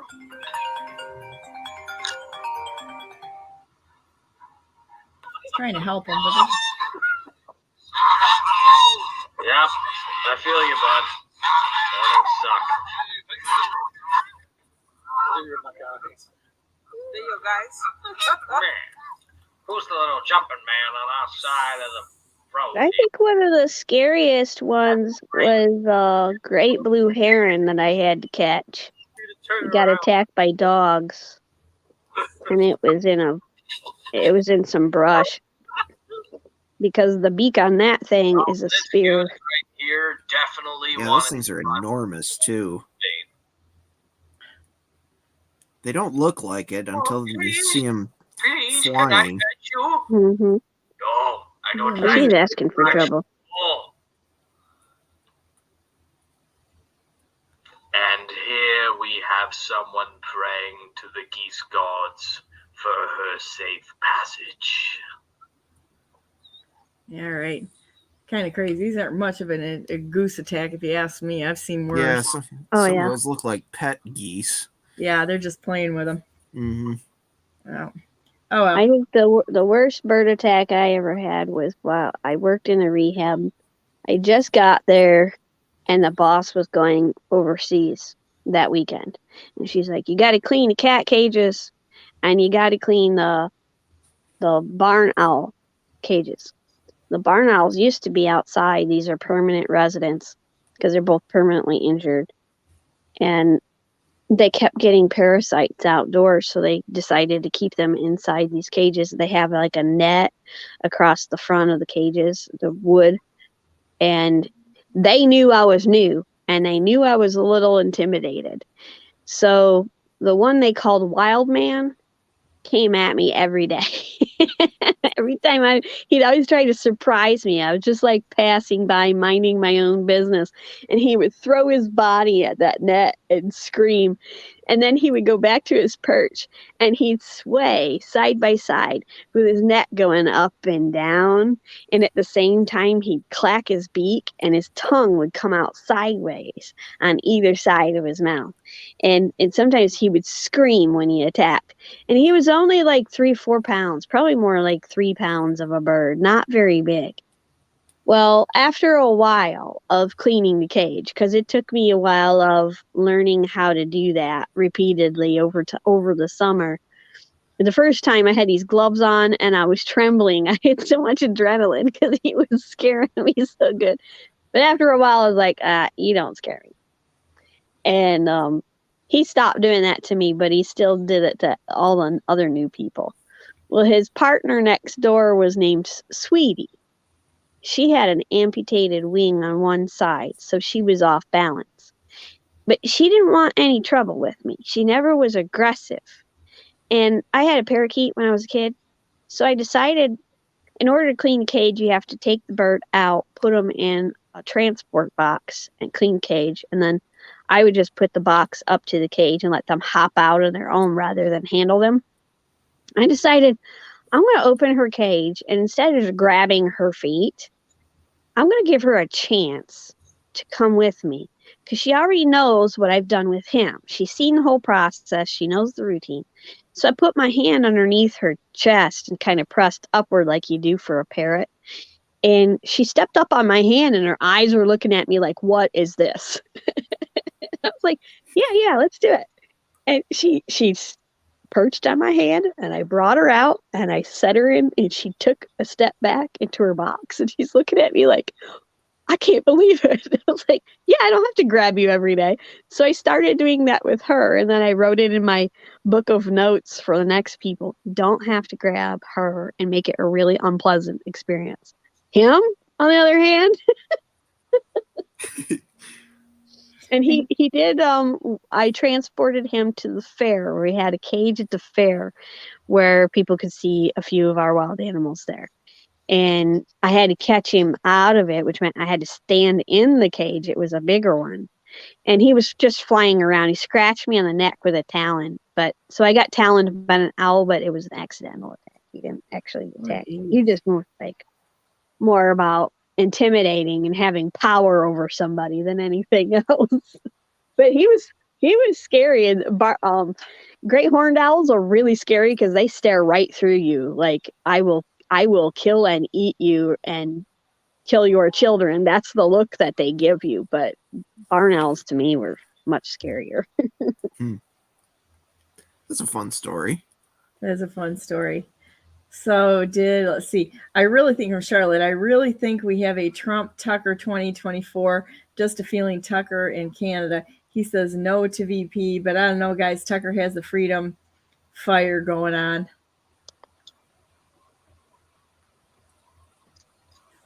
I don't know. I'm not investing too much in it to really take a guess. So some people have said Ben Carson too. We'll see. What happens. So I don't know. I'm still Trump wondering. will tell us when he wants to. Yeah, well, we'll see. God will tell us exactly what he wants us to do. It's like God's going to lead us out of there, and we're going to know what to do. Right now, we're doing what we're supposed to do, right? Yep. And we're learning. And everybody else is doing what they're supposed to do if they come to the U.S. Taxpayers Party on Saturday at Center Gun Range in Dorr, Michigan at 2:00 in the afternoon. In fact, I'll even help you find it. I will do that because I love you people so much. I will even help you find exactly where you need to go to be there or be square. And Karen and Ralph say she's right. I have been to Dorr. I've been to Center Shot. It's a nice range. I don't think I've been to Center Shot. I like Center Shot. I like the people there. There you go, guys. Be there or be square. This will be Saturday, 2:00 p.m. in Dorr, Michigan, 2638 142nd Avenue, 142nd Avenue. Darleaf is a speaker, and so is Paul Urban at 2:00 in the afternoon. And we will have food and fun and all kinds of fun stuff going on there. It's going to be awesome. So we actually have fun at our meetings. We don't do things like the Republicans do. We don't sit there and scream and shout like a bunch of idiots. Try to get stuff done. And try to one-up each other on Robert's rules. Yeah, we sit there. No, Robert's rule says this. But we can slap somebody. So let's slap and kick somebody because that's okay as long as we follow the Robert's rules. You should have a slapping contest just for fun. Yeah, we'll do this. You know what we're going to do? We should do a contest. Let's see who can be the best Republican. All right, so how many times can you disavow President Trump? There's the winner right there. That's the best Republican right there, right? And then how many we get really ridiculous on this. Let's see. We're going to have a President Trump disavowing I don't think you get any participants in that one. Not in our place, you wouldn't. But I mean, let's see. That's what we do. The one who can disavow President Trump gets the Republican award. The one who decides how many babies they can kill gets the Democrat award. Well, I don't know. The other thing too is that since corporate money is considered speech, I suppose you could just make a motion and wave a bunch of cash around, right? There you go. Let's see. It's speech. Yeah, see who goes for the cash option. That's what we're going to do. We'll just go for the cash. We'll waive money, and whoever decides to jump in and try to take the most amount of money, well, they'll get both the Republican and the Democrat points. So actually, we could actually do this in like a elimination round. Okay, so we have all of these tests that people can participate in to see who in fact is a Republican in the room and a Democrat, part of the Uniparty. Okay, so if you go after the cash and you run out the door quickly as fast as you can, there you go. You got points. Congratulations, you're a politician. Yeah, congratulations. So if you're sick of politics, if you're sick of politicians, come and join us at the U.S. Taxpayers Party meeting this weekend, because we're going to try to repeal these gun laws and say, the gun control laws that are unconstitutional and anything else unconstitutional out there. We're actually going to work to do something, not just da-da-da-da-da-da-da-da. I like the saying that I heard last week when it was so cold that it's so cold out, the politicians have got their hands in their own pockets. I like that one, Ralph. So yeah, that would be fun. We got to come up with fun and games. Maybe if you guys want to join me tomorrow, I'm still trying to get back on the ground after this whole hospital thing. So if you want to join me tomorrow, we can come up with fun and games for the U.S. Taxpayers Party to see who gets the Republican Democrat Uniparty award. Well, let's see. We'll have to have like a punching bag. That would work. If we had remember those little clowns that used to bop in the nose and knock over? So we'll see who decides to pick up the challenge to slap it, and have a scoreboard up there with tally of the Republican and Democrat behavior. Hey, do you disavow Trump? Well, okay, you just got a point for that. Someone has to bring a literal straw man. Yeah, there you go. We'll have to do it. We'll have to do a fake straw poll to start the electioneering off right, like the Republican Party and the Democrat Party have done. Let's see what else we do. Yeah, I think the boss level game should be the one where we see who's going to disavow Trump the most. How many times can you disavow President Trump, the rightful president of the United States, in 30 seconds? There you go. Boom. You get the Uniparty Award for the day. For the rest of you, like the rest of us who absolutely hate politics and hate anything to do with this nonsense that's going on, come and join us, because we're here to have self-governance and act as statesmen to to restore the United States back to what it was supposed to be, which is what am I hearing, people? A constitutional republic, not a democracy, not mob rule, but is one nation united under God himself. So here we go. With that said, you guys want to listen to some scripture a minute? Sure. Sure. All right. You guys are so agreeable. It's amazing.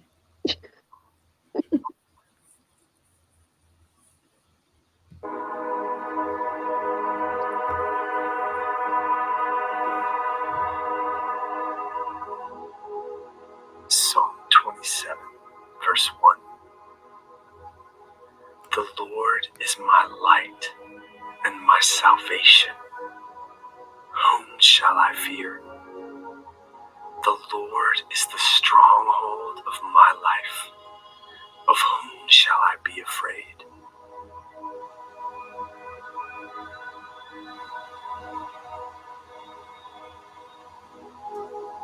Joshua 24, verse 15. But as for me and my house, we will serve the Lord.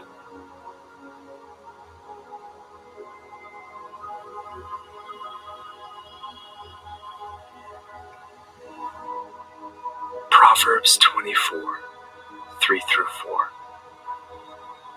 By wisdom a house is built, and by understanding it is established. By knowledge the rooms are filled with all precious and pleasant riches.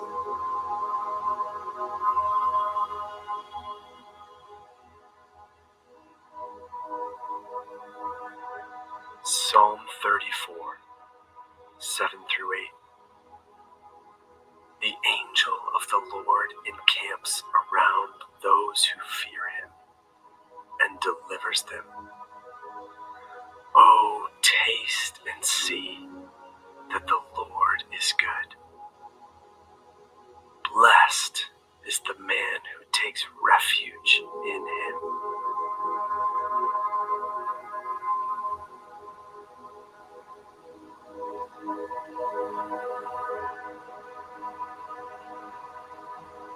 Matthew 7, 24.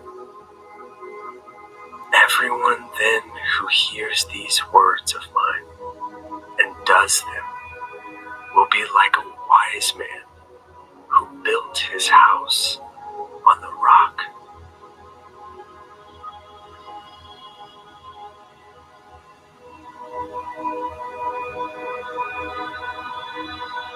Second Chronicles 7, 15 through 16.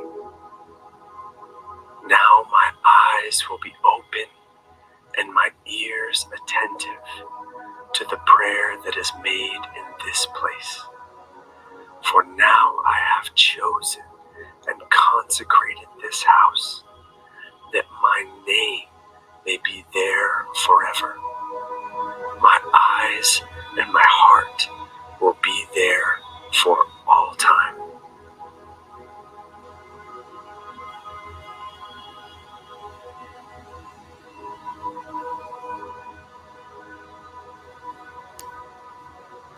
Okay, guys, I guess that's a good place to stop. These are so gracious with your time. That's awesome.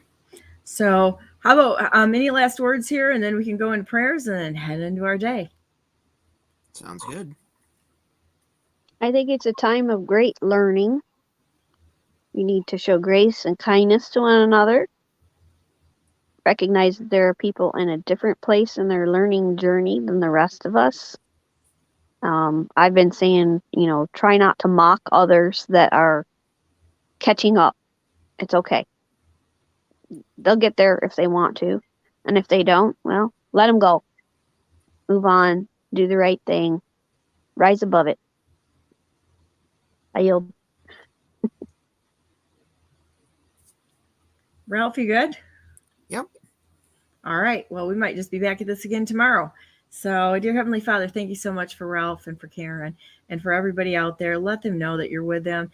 And we know there's so many people out there whose hearts are absolutely distraught and breaking with what they're seeing out there. Everything seems wrong. It's confused and it's just not right. And those of us who follow you know it in our hearts, and it grieves us so much every day. But we know that you're in charge and you put all this stuff here. If you wanted to have ended this, you would have done it a long time ago. But we know that you use all things for good, and we trust you. We absolutely trust you. We trust the path that you have us on. We know that you will never leave us, forsake us, or abandon us, and that we can go out today with a smile on our face, knowing that you're in charge of all things, that you love us beyond measure, that you're good and faithful, that you're not like human beings, that's for sure, because human beings are so flawed.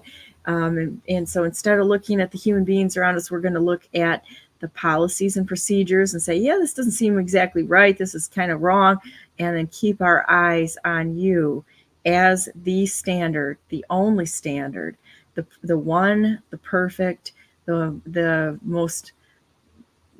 best friend we've ever had. You've been a wonderful friend to us in good times and in bad times. You carry us, you dry our tears, you redeem us, and you are always with us. We trust you in all things, with everything that we have ever been, will ever be, and that we have. It's all yours to do with it what you see fit, what needs to be done. And we're willing to follow you, listen to you, what you tell us to do, be there for other people, and care about your world in all times. We thank you so much. You're a great friend to us, and we want to let you know that we love you so very much. In Jesus' precious name we pray. Amen. Amen. There you go, guys. So it is that time to, once again, to go ding, ding, ding, ding, go to BrandenburgForGovernor.com, because I'm the best non-conceder who has ever not conceded in the history of the world. Maybe this guy will come close. The rightful president of the United States, President Donald J. Trump. And Pepe agrees. And now Now we can do it. Now I can do it. I'm not the only one. Let's see if I can do this. I gotta have something to set it on now. Now I'm screwed. Here, hang on a minute. I'll put it on top of my. Here, there you go. There we go. I gotta sit it on top of a jar here. There's Karen with the heart hands, because now I'm not the only one, and Donna with the heart hands. Ralph, you got to catch up. Oh, you know what? Yeah. She's gonna say, look, she only has one eye. She's doing the one eye. Oh, just go screw yourself. How many times have you listened to me? So I'll put both eyes up here so nobody have a complaint on Brandenburg. So there you go. So anyhow, you guys have a great day today. Know that God loves you always. He will never leave you. He'll never forsake you. And I mean, our Heavenly Father, the God of creation, the God of this universe and anything else that's out there, you're loved beyond measure. God bless you. God bless all those whom you love. And God bless America. Have a great day. Make it so. Karen says so. And she's got the heart hands to prove it right there. Heart hand, Karen. And so have a wonderful day today. We'll be back on tomorrow, talking about the United States, what's going on here. We got nothing to worry about because God's on our side. It's the bad guys. When they say the world's coming to the end at some point in time, I'm kind of wondering if it's the bad guys, because God's kingdom is forever. And I think this could be a real interesting few months ahead of us. We just got to stand there. You see something that needs to be addressed, you just run right into the fire and deal with it. That's what we're going to do. And we will see you tomorrow. Big love to y'all.